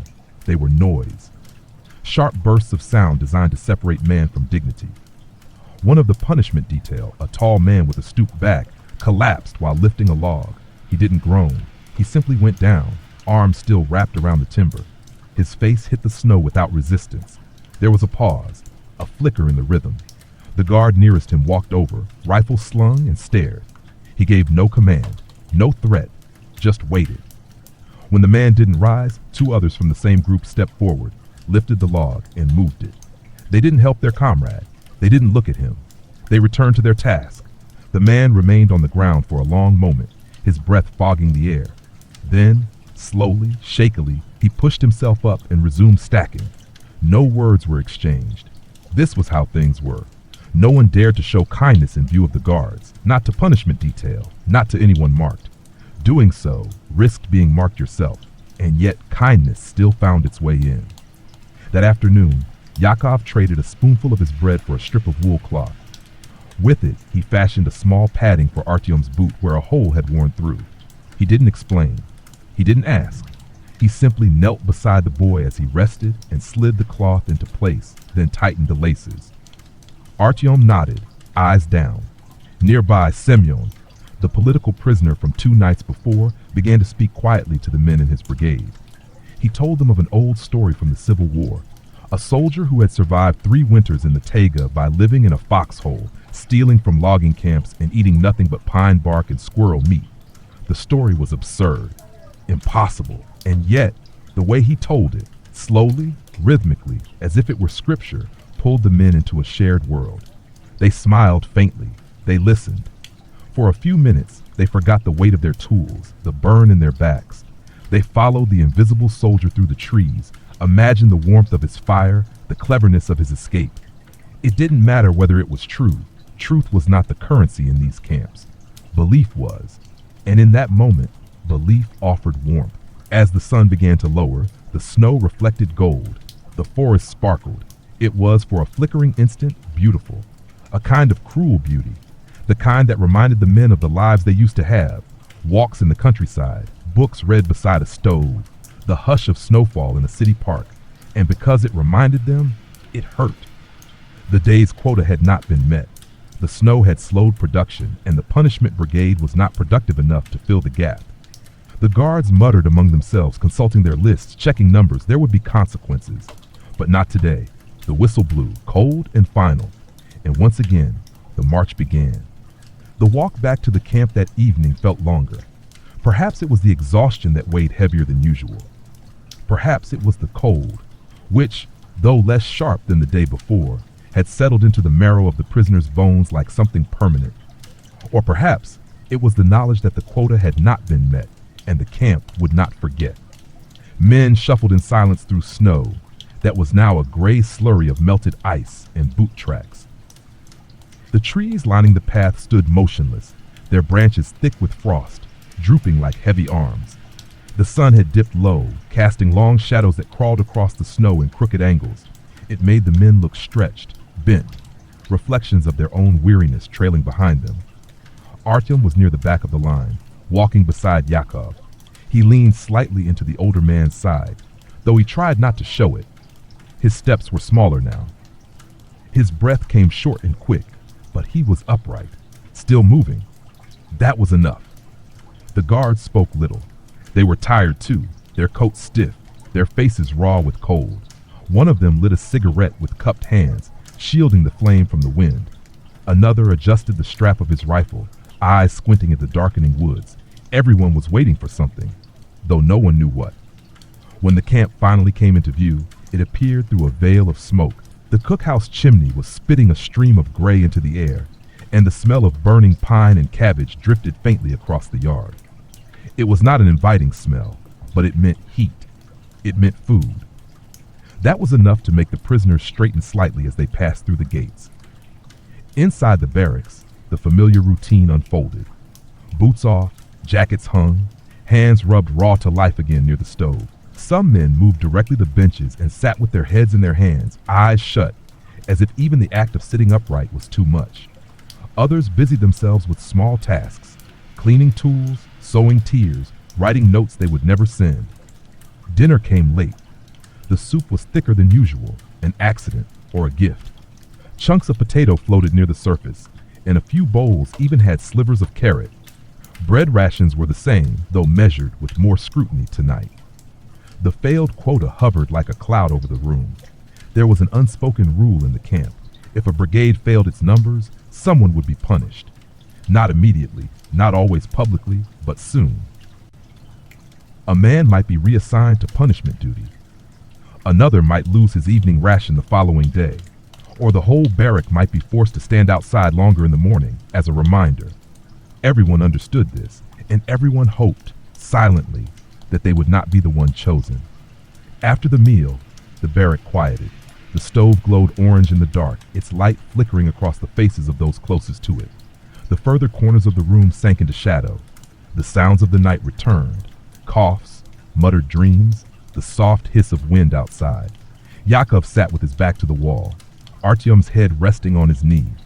He brushed the boy's hair gently with the side of his hand, an absent gesture, one that felt too natural to have been taught. Artyom had fallen asleep before finishing his bread. The crust rested in his open hand, untouched. Across the room, Semyon carved a piece of wood with the edge of a sharpened spoon. He didn't look up as he worked, his eyes focused, his hands steady. The figure he was shaping had begun to take form. A bird, maybe. Or a woman. No one asked. It was his. A small act of creation in a place built only to destroy. Then, without warning, the door opened. Cold air swept in, and with it, two guards. Their boots thudded against the floorboards. The room tensed immediately. No one stood, but every head lifted. Every eye followed the movement. The guards exchanged brief glances, then called out a name. Mikhail Antonovich. A silence thicker than snow followed. Mikhail, a man of 50, grizzled and heavyset, slowly rose from his bunk. He didn't ask why. He didn't speak. He simply placed his bread on the shelf above his bed and stepped forward. His boots squeaked faintly with each step. The guards motioned for him to follow. They left, and the door closed behind them with a dull thud. No one spoke. Yakov stared at the spot where Mikhail had stood, So did Semyon. Everyone did. The men sat in silence for a long time, bowls half empty in their hands, spoons held midair. The warmth from the stove seemed to falter. Punishment had come. Quiet, precise. Later, someone whispered that Mikhail had broken a saw blade that afternoon and hadn't reported it. Others said he was too slow during hauling, or that a guard had caught him pausing to lean against a tree. No one really knew, but the effect was the same. A name had been called. A man had vanished. That night, the barrack was quieter than usual. The wind picked up again, whistling past the eaves. The shadows cast by the stove stretched longer. Men fell asleep without finishing their food. Others lay awake, eyes open, listening for footsteps that never came. And in the empty bunk across the room, Mikhail's bread remained where he had left it, untouched. No one dared to take it. Not yet. Not until they were certain he wouldn't return. The next morning came like all the others, cold, dark, and indifferent. But something had shifted. When the whistle rang out in the pre-dawn silence, there was no initial movement, no familiar rustle of blankets being thrown aside, no quiet thud of boots hitting the floor. For a long moment, the barrack remained still, as if the cold air had finally succeeded in freezing not just flesh but will. Then a bunk creaked. One man rose, then another. The rhythm resumed, slow at first, sluggish. Eyes avoided the corner where Mikhail had slept. His blanket was still rumpled, his things untouched. His boots had been left beneath his bed, the laces neatly tied as they always were, as if he had planned to return for them. But no one moved to claim them. Not yet. The barrack's silence wasn't mourning, it was vigilance. Mikhail had not returned during the night. That in itself meant nothing and everything. Some men taken after hours were brought back days later, bruised, starved, changed. Others were never seen again. The absence of information was the punishment itself, a slow, creeping uncertainty that hollowed out even the strongest spirits. Breakfast passed without comment. The soup was as watery as ever, the bread ration slightly smaller, a subtle reminder that the quota had been missed, that discipline must trickle down. No guard explained it. No one needed to. The message was understood with each chew. As the march began, Artyom walked slower than usual. The effort of staying upright over the past few days had taken its toll. He lagged slightly behind the group, one foot dragging more than the other. His breath came in short bursts, small clouds forming in front of his cracked lips. Yakov watched him from a short distance. He didn't intervene. There was no need for words. If Artyom stumbled, he would catch him. If he faltered, he would bear part of his load. But he let the boy carry his own weight as long as he could. Because dignity mattered here, perhaps more than anything. At the worksite, things moved with strained discipline. The snow had compacted under days of trampling, turning to icy slush that made every step precarious. The tools were colder than usual, metal biting through gloves like sharp teeth. The guards were on edge too, pacing more, shouting louder, their nerves thin after days of snow and lost quotas. The punishment brigade was back, and this time thinner. No sign of Mikhail among them. No limp, no bruise, no slowed gait that might betray his presence. Only the same gaunt faces, heads bowed, backs bent. One of them had a swollen eye. Another coughed blood into his sleeve and kept working. No one helped them, no one spoke to them, but everyone noticed. The work began. Axes struck frozen bark, ropes creaked under the weight of fresh logs. The sound of effort filled the air, grunts, the scrape of sleds, the occasional sharp crack as ice split under pressure. No one spoke unless necessary. Words wasted breath, and breath meant energy, and energy was the only currency worth anything. That afternoon, a prisoner named Roman cut his hand. It was a clean, sharp wound, an axe slipping during a split, slicing into the meat between thumb and forefinger. The blood came quickly, bright against the snow, steaming as it hit the frozen ground. Roman grunted, pressed the wound to his coat, and kept working. A guard noticed, walked over. "Show it," he ordered. Roman unwrapped the hand. The guard examined it, squinted, then shrugged. "Still got the other one." He turned and walked away. Roman stared after him for a moment, then slowly wrapped his hand again. He didn't ask to return to camp. He didn't even ask for cloth. Another prisoner handed him a strip of torn undershirt, and that was that. The work continued. By sunset, the snow had turned pink at the edges, lit by the low sun sinking behind the trees. The world took on the hue of rusted iron, of faded blood. It was beautiful, in a cruel way. The kind of beauty that hurt more than it soothed. The whistle blew. The men gathered. Artyom stumbled once on the return march but caught himself. Yakov watched him closely but didn't move. The boy straightened, took a deeper breath, and kept walking. He was learning. Slowly, but he was learning. Back at camp, dinner was quieter than usual. Fewer jokes, fewer whispered stories. The absence of Mikhail hung heavy. The guards had said nothing. No mention of discipline, of removal, just silence. The space he had left behind remained untouched, his bowl still hanging from the nail beside his bed, empty. After the meal, a few men gathered near the stove. They didn't speak much, just passed around a small rolled cigarette, sharing it in turns. The smoke curled into the rafters, mixing with the scent of wood ash and old sweat. Semyon sat carving again, this time shaping the same piece of wood into a small bird with wings half raised, as if it were about to take flight. "I once saw a crane," he said softly, to no one in particular, "in the marshes near Lake Baikal. It walked through the fog like it owned the whole world." No one responded, but a few eyes lifted toward him. That was enough. Later that night, as the wind picked up again and the barrack settled into its creaking rhythm, Yakov reached into his coat and pulled out the crust of bread Artyom had dropped the night before. He'd wrapped it in cloth, saved it without telling anyone. He placed it gently beside the boy's head on the bunk. Artyom didn't wake, but his fingers, even in sleep, reached out and curled around it. And outside, under the pale watchlight, the snow continued to fall, covering footprints, filling in hollows, erasing gently all that the day had left behind. The morning after was colder than usual, not in degrees, but in feeling. There are days in a place like that when the cold slips into more than your bones. It seeps into the air between people, into the silences, into the way men look at each other without really seeing. This was one of those mornings.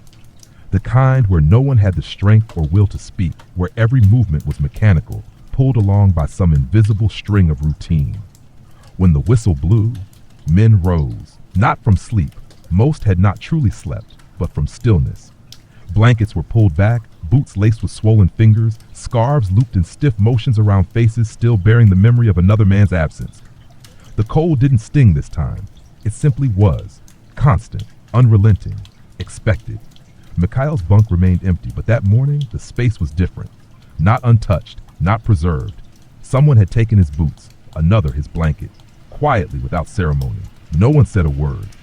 There was no accusation, no judgment, just the slow, steady erosion of what remained of him. Even memory faded here, like names carved into snow. At breakfast, the soup was slightly thinner, the bread dry and crumbling. It flaked as men bit into it, leaving tiny flecks on coats and onto the floor, quickly ground under boots.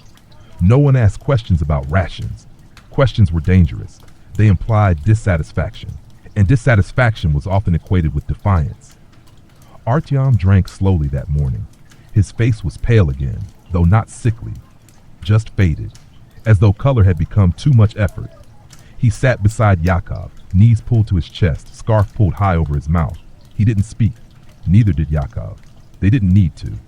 The march to the worksite was quieter than most. Even the guards didn't speak much. Their boots made sharp sounds in the hard-packed snow, and now and then a crow cawed overhead. Shrill, sharp, almost mocking. The prisoners walked with heads down, arms wrapped close to bodies, trying to preserve every last drop of warmth. Semyon walked near the front of the column, his hands deep in his coat, his carved bird wrapped carefully in a scrap of cloth inside his pocket. He had taken to carrying it everywhere now, not as a gift or a trade, but as a talisman, something that reminded him of movement, of sky, of something that could fly. At the site, a new guard was waiting. He was young, too young perhaps.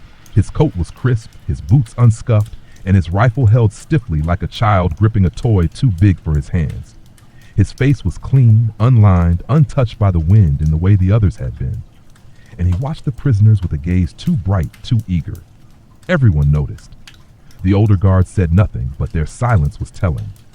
The younger ones were the most dangerous. They hadn't yet learned to manage power with detachment. They believed in punishment as purpose. They hadn't yet grown tired of cruelty. Work began, as it always did. Axes bit into trees with dull thuds. Sleds creaked over icy paths. Ropes strained under the weight of freshly cut timber. Every motion was deliberate, economical. There was no room for mistakes, and even less for fatigue. Men rationed their strength the same way they rationed food, bit by bit, carefully, with eyes always on the hour ahead. By midday, the younger guard grew restless. He paced more than the others, calling out corrections, berating the punishment detail for working too slowly. He struck one man across the shoulder with the butt of his rifle, not hard, but sharp enough to cause a flinch. The other guards ignored him. Then he noticed Artyom. The boy had fallen slightly behind while dragging a bundle of brushwood. His face was red from exertion, but his movements were clumsy, slowed. The guard stepped toward him quickly, snow crunching underfoot. "You," he barked. "Faster." Artyom looked up, breathless. "I'm trying," he said quietly. It was the wrong answer. The guard's eyes narrowed. He moved closer, raising the rifle. Before the blow landed, a voice interrupted. "Let him be." Yakov. He had stepped forward from his post by tools still in hand. His voice was calm, steady, not loud, but firm enough that it cut through the cold. The younger guard turned, his expression shifting from anger to something darker. He stared at Yakov for a long moment. "What did you say?" "I said," Yakov repeated, "let him be." The forest went still. Even the sound of axes stopped for a moment, like the trees themselves were listening. The young guard stepped forward. Close now. Close enough that the tip of his rifle nearly touched Yakov's chest. "You want to take his place?" he said. Yakov didn't move. "If needed." The guard stared a moment longer. Then, slowly, he lowered the rifle. Not out of mercy, but calculation. He wasn't sure yet how far he could go. Not here. Not with the others watching. Not his first week. "Keep working," he muttered, stepping back. Yakov turned without a word and returned to his task. Artyom stared at him for a long time, then bent his head and resumed dragging the bundle. That afternoon passed in silence, but it was a different kind. Taut, like wire drawn tight between trees. Something had shifted. A line had been drawn, not loudly, not with violence, but with presence. The return march was slower than usual. The sky had darkened early, clouds gathering again like bruises across the horizon.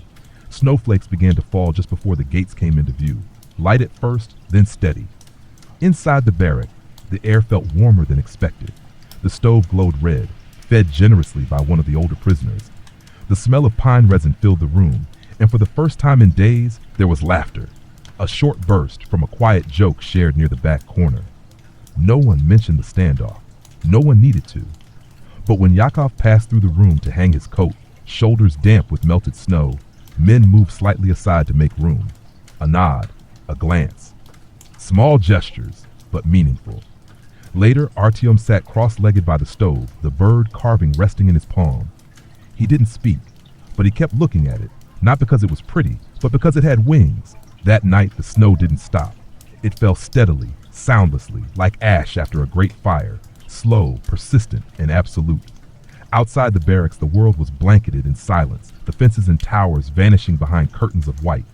The wind for once had died down, leaving the flakes to drift gently to the ground, unhurried, unbothered by the suffering below.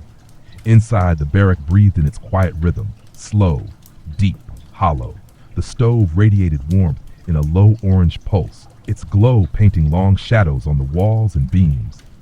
Men lay curled on their bunks, wrapped in whatever layers they had managed to gather, scarves, coats, tattered blankets. The soft crackle of burning pine was the only sound besides breathing and the occasional low cough that echoed from a far corner like a signal from a sinking ship. Artyom sat upright near the stove. His legs were folded beneath him, his hands wrapped around a tin cup of warm water. Not tea, just heat. The metal was dented, blackened from years of use, but it served its purpose. His fingers gripped it tightly, more for the feeling of it than for thirst. In his lap rested the wooden bird.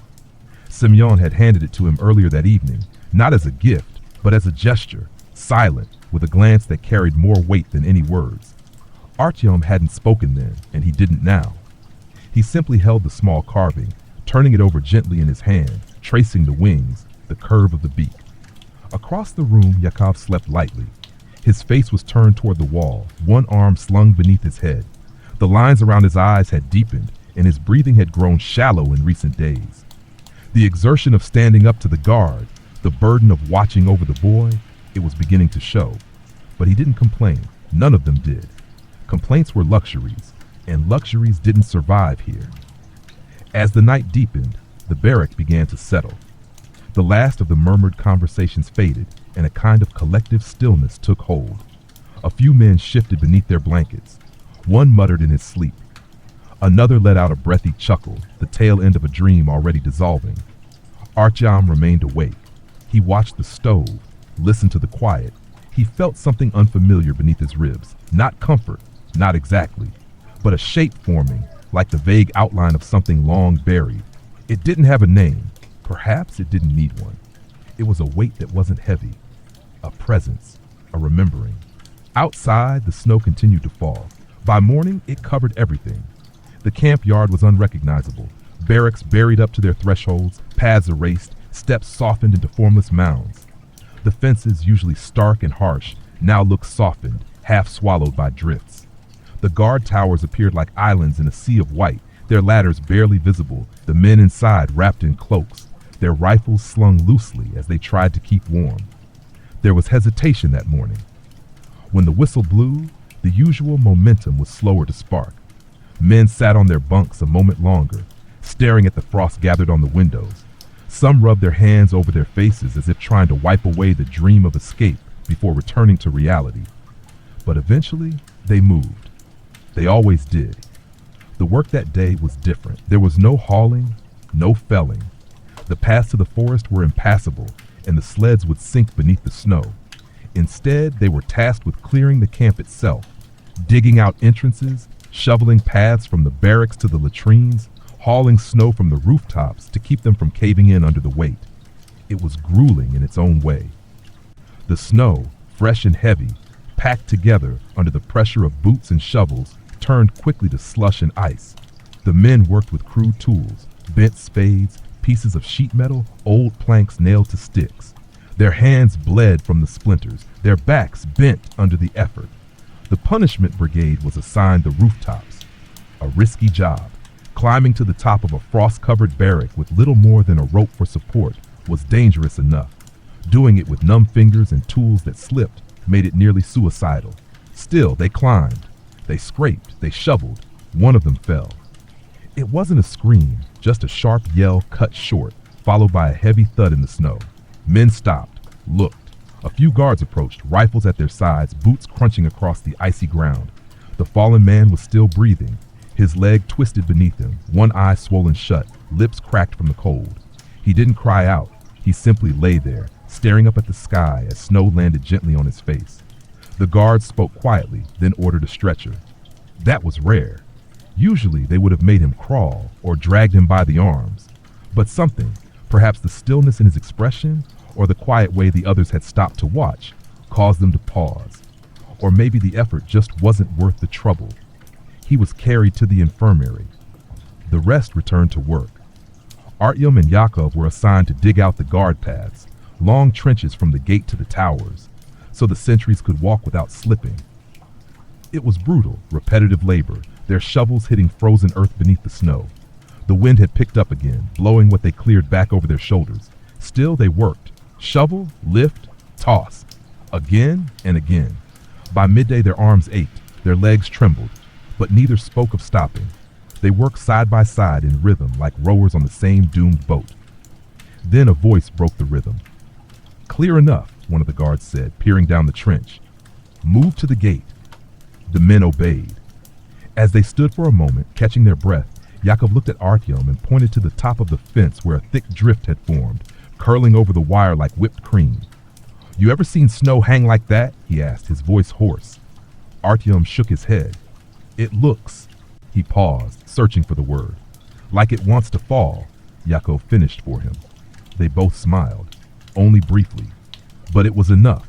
In a world where time was measured by suffering, a smile, even a flicker, was an act of rebellion, and the snow, quiet and unbothered, continued to fall. That evening, the barrack was quieter than usual.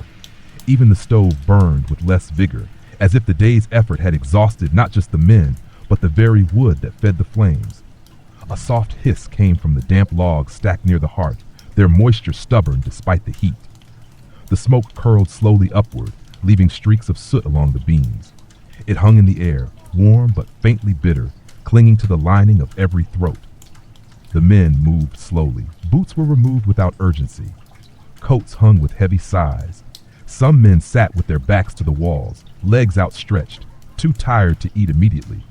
Others crouched near the stove, hands trembling as they ladled the evening meal, barley porridge with 2 thin slivers of beetroot floating near the top, an unexpected luxury. No one asked why the beets were there. No one dared. But a few exchanged glances, silent acknowledgments that something, however small, had shifted. Perhaps a delayed shipment had finally arrived. Or perhaps someone at the cookhouse had taken pity, stirred in an extra ration before the guards could count. Artyom ate slowly. His fingers trembled slightly, not from cold now, but from sheer depletion. His face was hollow, the dark circles beneath his eyes deeper than ever. Yet there was something new in his posture, an uprightness. Not confidence, but steadiness. Like a tree that refuses to bend after too many winters. He held the wooden bird in his lap, perched carefully on a folded cloth. Yakov sat beside him, chewing with a kind of distracted patience, eyes half-lidded, mouth moving slowly. He didn't speak during the meal. He rarely did. Food, no matter how thin or tasteless, deserved silence, respect. In the camp, eating was not a routine. It was sacred. A few bunks away, Semyon recited a poem under his breath. It was a line from Delstam, soft, nearly lost in the low hum of the room. Just enough for those nearby to hear. His voice was tired, but even and steady, as if the words were firewood he was stacking inside himself to make it through another night. No one is safe from the memory of snow, he whispered, nor from the sound of steps behind them. No one interrupted. Poetry in the Gulag was never entertainment. It was not performance. It was something nearer to breathing, a structure, a way to keep the soul from sliding into the white silence. The guards passed by the windows occasionally, their lanterns casting warped shadows across the frost-covered glass. No one looked up. The sight of them no longer inspired fear. Not immediate, not sharp. Just the dull, constant pressure of being watched, the way an animal in a cage becomes aware of its own pacing. Near the stove, an old prisoner named Pavel began repairing a button. His coat had lost 2 buttons along the chest, and the wind had found its way inside during the day. Now, using a dull needle and a scrap of black thread, he worked slowly, threading through the stiff wool with hands that trembled only slightly. No one asked for help, but if someone had, he would have given it. Pavel had sewn for years before the war, before the arrest, before the camps. His fingers still remembered. Artyom watched him for a long time, fascinated by the rhythm of the motion. There was something calming in the slow loop of thread through cloth, a memory of precision, of purpose. He leaned slightly toward Yakov and asked in a whisper, "Do you think people on the outside even know we're still here?" Yakov didn't answer at first. He chewed once more, swallowed, then looked straight ahead, his gaze fixed on nothing. "I think," he said finally, "that they've learned to stop asking." Artyom nodded. There was no sadness in the answer, only truth. Outside, the wind picked up again. It howled low, like a creature pacing along the edge of the barracks. It lifted snow off the rooftops and hurled it into the darkness, sweeping drifts into the corners of the camp yard. Somewhere in the distance, a dog barked once, then fell silent. That night, the barrack did not sleep easily. Some men tossed, their bodies sore from unfamiliar shoveling. Others coughed into blankets, trying not to wake those around them. One man whispered prayers, soft and broken, not in any formal tongue, but in the language of longing. Artyom didn't sleep at all. He lay on his side, his eyes open in the dim orange glow of the dying stove. The bird carving rested on his chest, held there by one hand. He watched the shadows on the ceiling, how they danced with every flicker of flame. They looked like wings, he thought, like wings that never touched the ground. Eventually, morning crept back in, not with color, but with cold, the kind that seeped through the floorboards and into the marrow, the kind that reminded every man in the camp that the night had passed and another day had come, and that nothing had changed, except perhaps the snow. It had stopped falling, and in the quiet that followed, the world outside the barrack looked soft again, like it hadn't seen the suffering at all. When the whistle blew that morning, it sounded more distant than usual. Not in volume, it was as shrill and slicing as ever, but in meaning. It rang through the barrack like a habit, a sound without urgency, as though the walls had grown used to it. The men stirred slowly, emerging from sleep not like soldiers rising to orders, but like stones rolling in the riverbed of repetition. Snow covered the steps again, thin this time, a delicate crust over the previous day's clearing. The air held a bite, but the wind had calmed, leaving behind a brittle stillness. The sky was pale and cloudless, the kind of sky that gave the illusion of warmth until one stepped into it and remembered. This was Siberia, and winter here was not a season but a sentence. Yakov was slower to rise that morning. His knees ached, a deep, dull pain that refused to soften even after movement. He sat on the edge of his bunk for several minutes, wrapping one knee with a strip of cloth he'd boiled and dried days ago, a trick an old doctor had once shown him. Artyom noticed but didn't mention it. He helped lace Yakov's boots instead, tying them tightly with careful fingers. "You should tell them," Artyom whispered. "Stay behind today." Yakov smiled without looking up. "If I tell them, they'll think I want rest. And if they think I want rest, they'll give you anything but," Artyom finished. Yakov nodded. "Exactly." The barrack emptied one by one, the men stepping into the cold with their heads low and scarves tight. The air outside was sharp enough to sting the inside of one's nose, the kind that made each breath feel like it was scraping the throat on the way down. Still, they formed the line. Still, they waited. Roll call passed without incident. The guards counted with gloved hands, rifles slung across their chests, eyes scanning not faces but bodies. There was no curiosity in the inspection, only verification, like counting livestock before a drive. The younger guard, the one who had raised his rifle at Artyom, stood at the edge of the group today, quiet watching. He did not speak. He did not smile. The walk to the day's worksite was shorter. The forest paths were still impassable from the snow, so the guards directed the brigade to the lower yard, an open stretch near the camp's edge where old logs and unused equipment had gathered over time, half buried in snow. Today's task was inventory, digging, sorting, dragging, stacking, a kind of labor that looked easy until it stretched on hour after hour, testing the back, the knees, the breath. By mid-morning, the sun had crept over the trees, casting long shadows over the yard. It was rare to see the sun so clearly, and for a brief while the men moved with slightly more speed, not for joy, but instinct. The light stirred something primal in them, something that remembered growing things and open spaces. One man even lifted his face to it for a few seconds before returning to his task. Artyom worked steadily beside Yakov. They cleared snow from around rusted sled parts, unearthing chains and wheels. Most of it was useless, corroded beyond repair, but it was not their job to judge usefulness.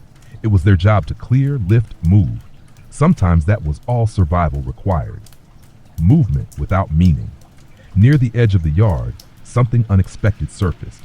Buried beneath a long stretch of snow and broken timber, one of the men found a length of railroad track, an old, twisted piece no longer connected to anything.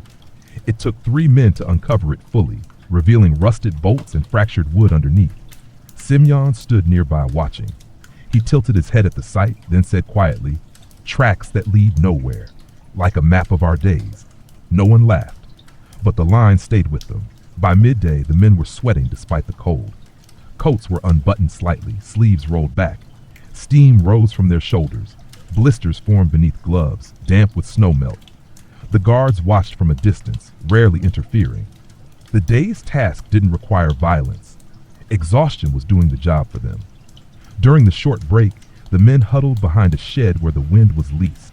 The meal was as expected, lukewarm broth with a soft slice of bread half frozen at the edges.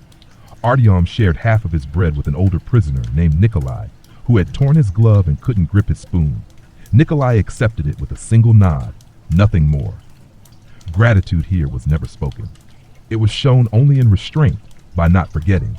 Yakov sat with his back against the shed, eyes closed. Artyom leaned over. "Is it your knee?" "It's the day," Yakov muttered. "It's always the day." In the distance, the young guard paced near the fence. He stopped occasionally to look up at the trees, tapping his rifle against his boot. His presence brought a strange quiet to the group. The men whispered less, ate faster, watched him from the corners of their eyes. When work resumed, the rhythm had changed. The sun began to lower, casting amber light across the clearing. It made the snow glitter, dazzling and unreal. Artyom paused once, lifting his eyes to the tree line where long icicles hung like crystal teeth. It reminded him of winter holidays as a child, paper snowflakes on windows, warm boots by the fire, a mother's hands tying a scarf. Then suddenly, a voice, back to work. The young guard. He had stepped closer than expected, speaking just loud enough to slice through the memory. Artyom dropped his gaze, picked up a length of chain, kept moving. Evening approached. As the final logs were stacked and the tools gathered, Yakov sat on a sled briefly, rubbing his knee. No one scolded him. No one rushed. Even the guards seemed subdued. The snow muffled everything, even authority.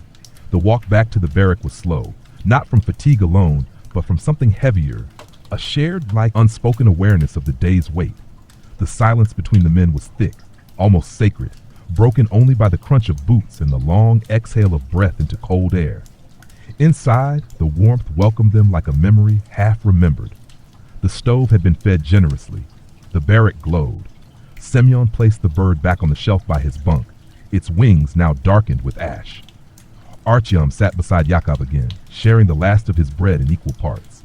No one mentioned the young guard. No one spoke of the railroad track. But in the quiet, the men looked at one another longer than usual, not in suspicion, not in fear, in recognition, as if to say, we are still here. And outside, the day faded, slow, gold, and silent. That night, the snow finally stopped for good. It didn't taper into a gentle flurry or drift off into fog. It simply ceased, as though someone had closed a door in the sky. The silence that followed was vast and clean, a kind of hush that made even the guards speak more softly during their rounds. Inside the barrack, the air was unusually still, the wood of the walls no longer creaking from shifting winds or expanding frost. There was a strange weight to that stillness, like the whole camp was waiting for something. The men settled into their bunks slowly. Dinner had been the same, soup, bread, barely seasoned, but tonight it had tasted slightly sweeter, not because of anything in the pot, but because of what had passed unspoken during the day. No one had been beaten. No one had collapsed. No names had been called at roll call and met with silence. That was enough to make a meal taste almost like peace. Yakov sat near the stove, a damp cloth pressed to his knee. He didn't complain. He never did. But the limp had deepened, and each evening it took longer for him to sit, longer for the warmth to bring his leg back to silence. He winced only once, and only when no one was looking. Artyom saw anyway. He crouched beside him, his own coat still damp at the shoulders. Tomorrow, he said gently, I'll ask them to place you on wood detail, lighter load. Yakov shook his head. If they hear that from you, they'll assume I've lost my strength, and they'll make an example. But if they see you collapse, they won't, Yakov interrupted. He looked at the fire then. Its flicker danced in his eyes like a memory. You don't win here by showing how much you suffer. You win by suffering the same way every day until they forget you're even hurting. Artyom didn't respond. He only nodded. Elsewhere in the barrack, the mood hovered between exhaustion and a subtle, almost imperceptible ease. A few men played a quiet game of chess on a board drawn into the floor with charcoal, their pieces carved from scraps of bone and wood. Others sat in circles, not talking so much as sitting together, shoulder to shoulder, as if their bodies could make up for what words could not say. Semyon was writing, on a thin slip of cloth, using a sharpened fragment of coal. No one knew where he kept his writing scraps. He never wrote long, just a line, maybe two, poems mostly. Or so he claimed. Sometimes they were letters to no one, sometimes just words he didn't want to forget. Artyom leaned over as Semyon folded the cloth. What was it this time, he asked. Semyon smiled faintly, not looking up. Just a note to the wind. And what would the wind care about words? It carries them, doesn't it? Semyon replied, even if no one listens. He tucked the cloth into the seam of his bunk and rested back against the wall. Sleep came gradually. The stove hissed low as its fire slowed to embers. Outside, a wolf howled once, a long, clear sound that echoed through the frozen trees, then vanished. The men were used to it by now. Wolves didn't cross the perimeter. They waited at the edges, just like the snow, just like death, never rushing, just watching. Artyom did not sleep immediately. He lay on his side, watching Yakov, who had finally dozed off, mouth slightly open, one hand resting over his wrapped knee. The pain had not eased, Artyom knew. It was simply masked by sleep. That, too, was an act of endurance, sleeping in pain without flinching. Artyom's thoughts wandered to his mother. He hadn't seen her in years. Her face had begun to fade at the edges, like an old photograph worn by too many hands. But her voice remained, a memory more stubborn than image. She had once sung to him while folding laundry. The song was simple, just a lullaby about clouds and little boats drifting over rooftops. He mouthed the first line now, silently. He had not sung since his arrest. In the corner of the barrack, Pavel, once a tailor always patient, began to hum.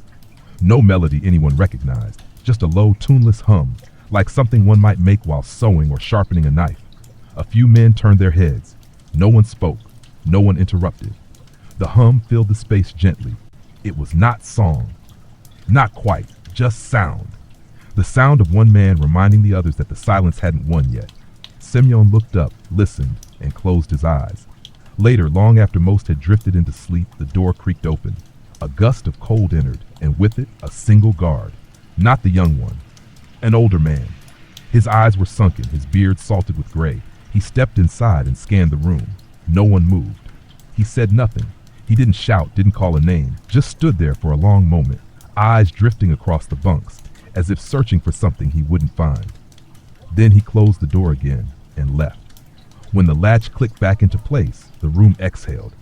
Artyom whispered, what was he looking for? No one answered. Perhaps not even the guard himself knew. By morning, the frost on the window panes had formed delicate patterns, ferns, spirals, the suggestion of wings. And the camp, like a great sleeping creature, braced itself once again for the sound of the whistle. The whistle came late that morning. Not by much, perhaps 5 minutes, perhaps less, but it was enough to unsettle the rhythm. Men stirred even before it sounded, already half awake, sensing the delay like birds sense the shift in a storm. It was a strange sort of silence, the kind that didn't feel like rest, but waiting. Even the guards, when they entered the yard, looked less sure of themselves. The camp had been blanketed in frost, not snow, frost. Thick, glittering, like a million tiny knives coated every surface. It covered boots left near the door, stiffened coats hung by the wall. The ground crunched not with snow, but with a crystalline crust, delicate and sharp. When the first footfalls of the prisoners broke through it, it cracked like glass. The men lined up without prompting. They didn't need orders anymore. Their bodies had memorized every movement. Step out, straighten, silence. There was no need for thought. That was the Gulag's gift, if it could be called one. A machine made not of gears, but of men who forgot they were human, one motion at a time. Today's assignment came without a word. The guards led them to the riverbed. It hadn't been used in weeks, frozen over, thick with drifted snow. But now, with the stores running low and supply lines uncertain, it had become useful again. The brigade's job was to begin clearing the channel for hauling ice blocks, digging a path through the deep snow to the water's edge, and chopping the ice into pieces for the camp's reserves. It was grueling work. The tools were simple: long saws, iron-tipped picks, shovels with cracked handles. The ice was thick, layered with months of freeze. It groaned when struck, echoing in strange subterranean tones like something waking beneath the earth. Artyom had never worked the river before. The brightness off the surface was blinding. Even through narrowed eyes, the reflection of the sky made everything shimmer. He shielded his face with the edge of his scarf and followed Yakov's lead, copying his movements, striking with rhythm instead of force. You cut with your breath, Yakov murmured, not pausing. Not your arms. Let the cold do most of it. Nearby, Semyon worked in silence, his sleeves rolled to the elbow, revealing arms so thin they looked like the branches of a birch tree. But they moved steadily. There was a pattern to the sawing. Pull, release, pull again. The rhythm was like the old songs he used to hum, only now the blade did the singing. Mid-morning passed without incident. Then the ice cracked. Not in the channel, under a man's feet. It was Misha, one of the older prisoners, tall and quiet, known for his long fingers and the way he always whistled low when he worked. No one noticed the break at first. One moment he was lifting a saw, the next he had vanished waist deep into the river. A scream followed, a sharp, strangled cry as the freezing water hit him like a hammer. He flailed, hands grasping at the slick ice. For a moment, no one moved. Then 3 men ran, Yakov among them, throwing down tools, reaching for Misha's arms. The ice around the hole groaned again, threatening to widen. Yakov grabbed one wrist. Another man held the other. Artyom, without thinking, dropped to his knees and helped brace them. Together, they pulled. Misha emerged with a gasp, his legs soaked, clothes clinging to his frame like lead. A guard approached slowly, rifle at his side. He didn't shout, didn't offer help. "Take him back," was all he said. And then, to no one in particular, "He won't last long." But they carried him anyway, 2 men lifting him beneath the arms, another trailing behind to wrap him in a coat. Misha's teeth chattered so violently it sounded like the rattle of dry bones. His eyes were wide and vacant. He didn't speak again.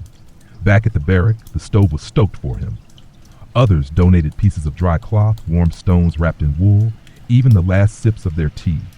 No one said aloud what they feared, that the cold was already too deep inside him, that even the fire might not call him back. But they tried anyway, because not trying was worse.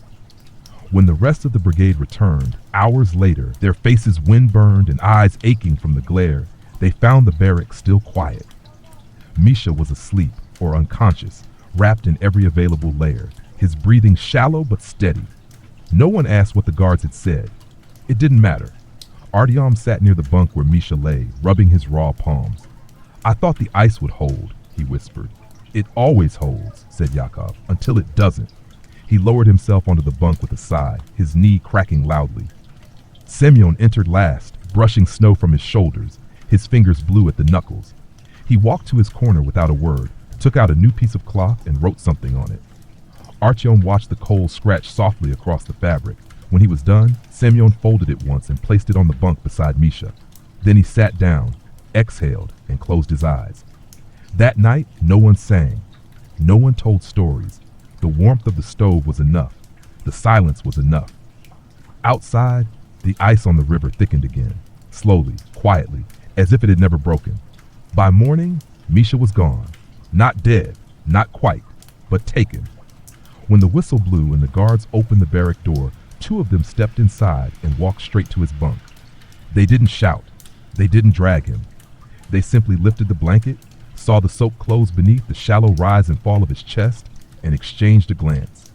"Special barrack," one of them muttered. Everyone knew what that meant. The special barrack was not a hospital, though that's what they called it. It was a place where the sick went when they were too weak to work, too cold to recover, or too far gone to be saved. There were no real doctors, no medicines, just straw mats on wooden slats and silence thick as gauze. Misha did not resist when they lifted him. He barely opened his eyes. His lips were gray, and his fingers curled inward, as if trying to grasp something he'd already lost. Artyom stood as they carried him toward the door.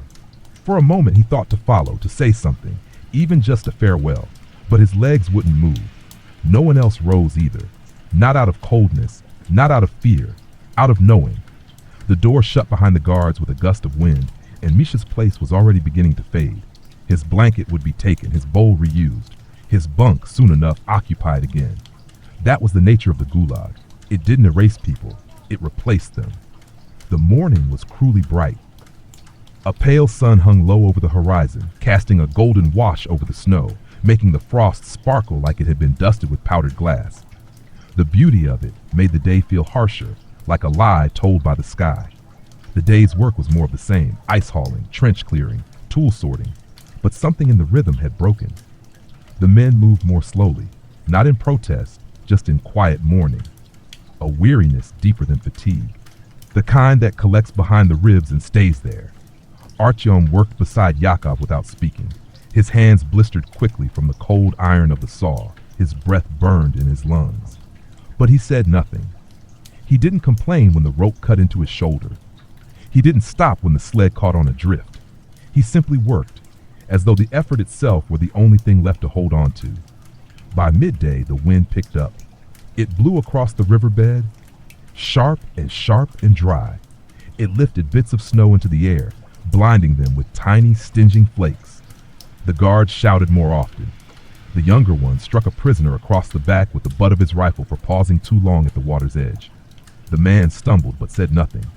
That afternoon, a rumor began to move through the brigade like smoke. Something had happened at another camp upriver. No details, just the murmured word, transfer. A new group of prisoners had arrived. From where, no one knew. Politicals, some whispered. Others said they were soldiers, deserters, men who had tried to walk home across the steppe. The details didn't matter. What mattered was the possibility that they might be brought to this camp, that the balance might shift. New men, Pavel said as he passed, his voice low, means new rules. Artyom asked nothing, but the thought remained. New men meant someone had to make room. That night, the barrack was unusually full of motion. Men sharpened tools, reinforced their bunks, restitched seams that had come loose. Not in preparation. There was no anticipation in it, just instinct, as if the scent of change had arrived on the wind and every man knew to gather what Lily had before it was taken or lost. Yakov, despite the ache in his joints, sat carving a piece of wood with a spoon. He hadn't carved in weeks. Artyom watched him silently, the bird Semyon had given him still resting near his bed. Its wings were smooth now, polished from his touch. He had begun to hold it unconsciously, a habit, something between a prayer and a memory. Who do you think they'll send away? He asked softly. Yakov didn't look up. No one is sent away, he said. They just stopped being here. He smoothed the curve of the wood with his thumb. Besides, he added, we're all replaced sooner or later. The only question is when. Semyon, lying nearby with a cloth over his eyes, chuckled faintly. You're always so optimistic. I used to be worse, Yakov said. Laughter, however small, was a warmth. The night crept in slowly, shadows stretching from the corners of the room like fingers. The stove crackled, giving off the scent of pine and iron. Someone hummed again, an old melody, soft and slow, like water passing under ice. Before sleep, Artyom reached beneath his bunk and pulled out a piece of cloth. He had nothing to write with, no coal, no pencil stub. But he folded it anyway, placing it beside the bird, a gesture toward memory. If the new prisoners came, they'd find a place shaped by silence, where kindness was cautious and time moved like breath, small, quiet, necessary. And outside, under the frozen stars, the river continued to freeze and thaw beneath the ice. Waiting. The new prisoners arrived in the middle of the night. No warning, no preparation, just the sudden rumble of truck tires over ice-packed earth, the screech of iron gates, and the soft metallic grind of the locking mechanism turning. The sound cut through the barrack like a blade. Men sat up in their bunks, some blinking through the haze of half-sleep, others already reaching for coats and boots, their instincts pulling them into motion before their minds could catch up. No one spoke. Through the frost-covered windows, the glow of headlights lit the yard in harsh beams. Shadows passed across the panes, broad shapes, narrow ones, some walking upright with a soldier's carriage, others stumbling, dragged, or pushed forward.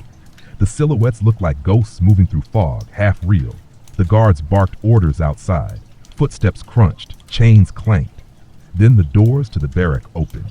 3 guards entered, their boots dripping snow, rifles slung casually over their shoulders.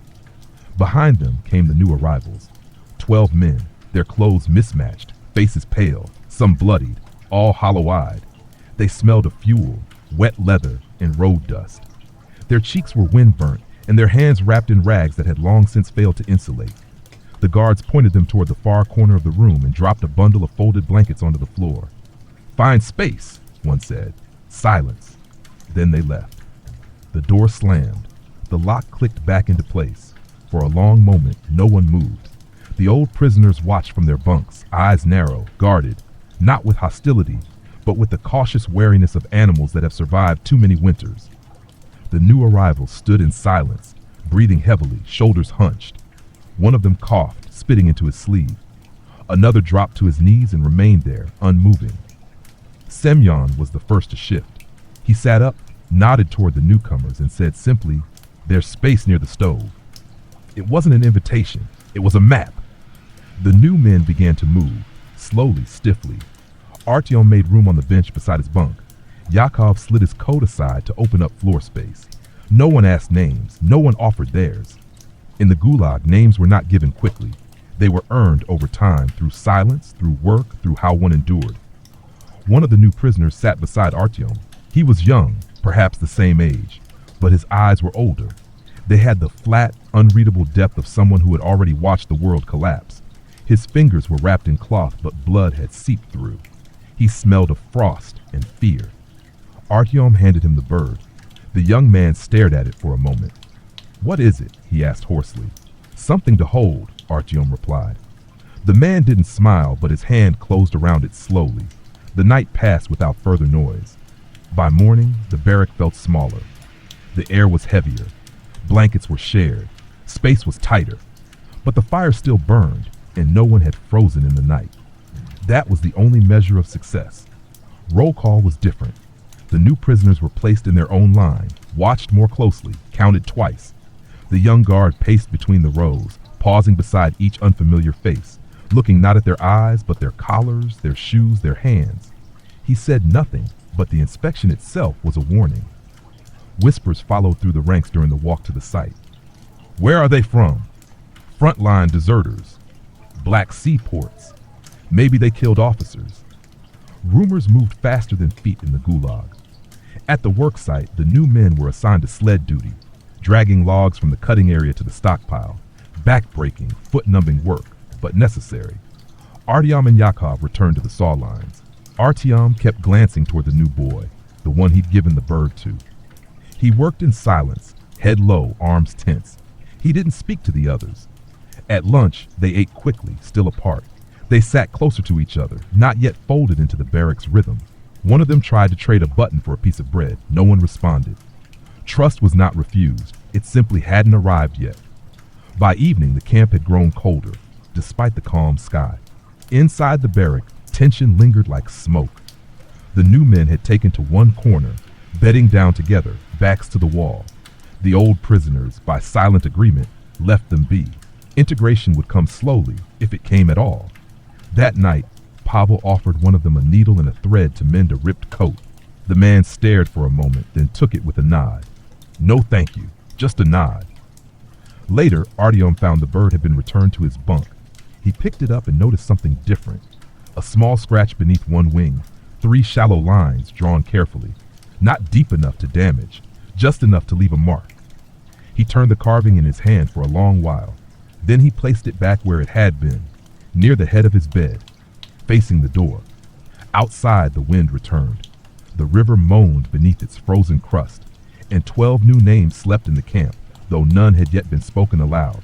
The barrack creaked under the weight of so many sleeping bodies. Night pressed against the walls like a tide, thick, heavy, ever present. The air was dense with breath and heat, and the quiet groans of men turning in their bunks, murmuring in sleep or lying wide-eyed in the dark. The arrival of the new prisoners had not caused conflict, but it had stirred the quiet order that had taken months, years, to form. Like a pebble dropped into a still pond, the ripples spread slowly, quietly. Some welcomed the disruption, others bristled. Trust in the Gulag was not offered easily. It was grown like moss, slow, silent, and only in the right conditions. One betrayal, one careless word to the wrong ears, and entire barracks could suffer. So the men watched the newcomers closely, not with anger, not even suspicion, but with that particular awareness born only in places where time and silence make everything sharp. The young man Artyom had shared the bird with hadn't spoken again. He worked, he slept, he ate, and occasionally looked around as if trying to memorize the space, its shadows, its rhythms, the weight of each face. But he hadn't said his name. That too was understood. Yakov remained quiet that evening. His knee had stiffened badly. He didn't complain, but Artyom could see it in the way he moved, the way he sat with both hands gripping the edge of the bunk just to stand, his jaw clenched tight with each step. Still, he worked through it. Still, he kept moving. In the dim light of the stove, Semyon sat writing again. He had no cloth tonight. Instead, he used a sliver of bark, shaving it flat and marking it with coal. His handwriting was small, neat, precise, something elegant clinging to each letter, as if writing the words was a way to preserve their dignity, no matter the surface. "What are you writing?" Artyom asked quietly. Semyon didn't look up. "A list," he said. "Of what?" "Things that shouldn't be forgotten." Artyom waited. After a while, Semyon added, "Not names, not dates, just small things. The smell of burning pine, the sound of snow when it falls too fast, a voice in the dark that calls your name like it remembers who you were." Artyom didn't reply. He just listened to the crackle of the fire and the low hum of breathing around him. The bird carving sat near his foot, the faint mark under its wing still there, untouched. He traced it once, then left it alone. Elsewhere in the barrack, the new prisoners lay together like animals in a storm, shoulder to shoulder, sharing blankets, speaking in whispers too soft to carry. They didn't look scared, just tired, worn thin, like people who had seen something behind them collapse and were now waiting to learn if what lay ahead was better or worse. At some point in the early hours, the older guard entered again. He did this sometimes, alone, unannounced. He stepped through the door and stood in the center of the room, eyes scanning each bunk with a strange detachment, not searching, just looking, as if checking to see if the room still held the same number of souls. This time he stopped at Misha's old bunk. He stood there longer than usual. The bed was occupied now by one of the new men, a large man with a scar over one eye and hands like shovels. He didn't flinch under the guard's gaze, didn't speak, just stared back until the man turned and left without a word. The room exhaled. After the door shut, no one moved for several minutes, as if any shift would bring him back. Finally, someone near the stove reached out and fed another piece of wood into the fire. The flames grew, shadows danced, life resumed.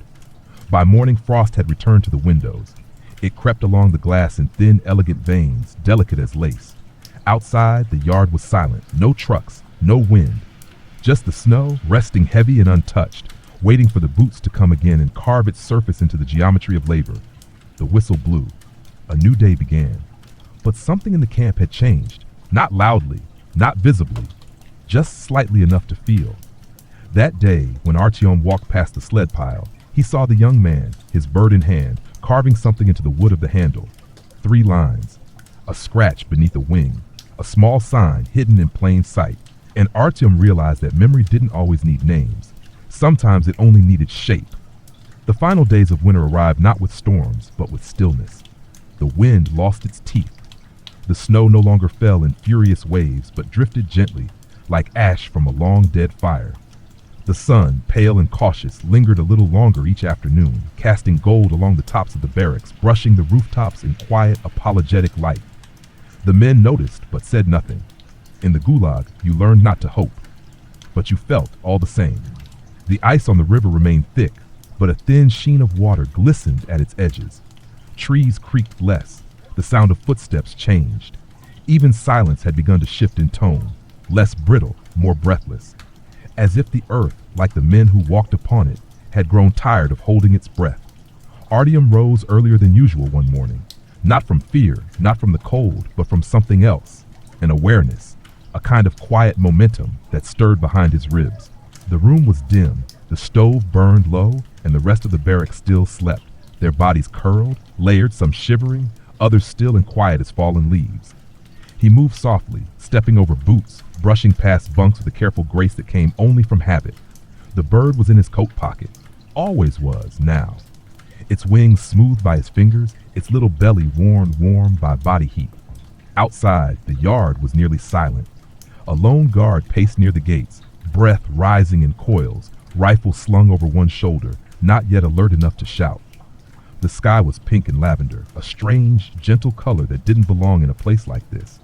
Artyom stood in its light and watched it change. Behind him, Yakov emerged slowly, limping more than usual, his coat hanging unevenly off one shoulder. He came to stand beside Artyom without a word. The silence between them was long, but never empty. "He'll die soon," Yakov said quietly. He didn't need to say who. Semyon had taken ill days earlier. No cough, no fever, just a slow fading. Less appetite, less movement, a quietness that wasn't rest. He no longer wrote. The bark and cloths remained untouched in a small folded pile near his bunk. When asked if he needed anything, he only smiled and shook his head. "He's at peace with it," Artyom whispered. Yakov nodded. "That's what frightens me most." They watched the sun rise in pieces, through broken clouds, across patches of snow, through the smoke curling from the cookhouse chimney. A soft whistle echoed from the far end of the yard. Not the whistle, not yet, but the wind in a pipe, a door opening. Later that day, during the labor at the river, the ice broke again. This time, no one fell. The surface had weakened where it met the current, a long crack snaking through the center like a seam in old leather. The men paused, watching it open, listening to the low, hollow groan of pressure releasing. It wasn't a threat, it was a signal. Spring would come. Not now, not tomorrow, but soon. The guards noticed too. They began to watch the riverbank more closely. They talked in quieter tones. One of them, the younger one with the sharp voice and cold eyes, chewed on a twig, pacing more than usual, tapping his rifle against the heel of his boot. He didn't like change. That evening, back in the barrack, Artyom sat with Semyon. He didn't say much, just sat. The older man's breath was shallow, but his eyes were open, their clarity undimmed. He studied the flame in the stove like a student, as if trying to memorize its shape. Artyom finally broke the silence. "You were right," he said. "The bird still flies." Semyon didn't answer, but a faint smile crossed his lips. He turned his head slightly, gazing at the small carving resting in Artyom's hand. "You gave it wings," he whispered. The rest, it already knew. The next morning, Semyon didn't rise. No one spoke when they carried his body out of the barrack. No one stopped working. But in the moments that followed, the barrack held something heavier than grief. Respect. A man had passed without complaint, without asking, without breaking, and that mattered. Artyom kept the bird. He didn't hide it anymore. He placed it on his bunk, carved a second one when he had time, and gave it to the new prisoner who had never said his name. The man didn't react. Not at first, but the next day a faint mark had been added beneath its wing. 4 lines this time, crossing like a constellation. Yakov watched all of this with tired eyes. "You're becoming something," he said to Artyom one night. "I don't know what, but something." "Is that good?" Artyom asked. Yakov didn't answer. He only reached over and placed a hand on the boy's shoulder, a touch brief but grounding, like a stone pressed into warm earth. And outside, the river moved beneath the ice. The trees listened, the snow melted, the camp remained. But the men, one by one, remembered how to breathe.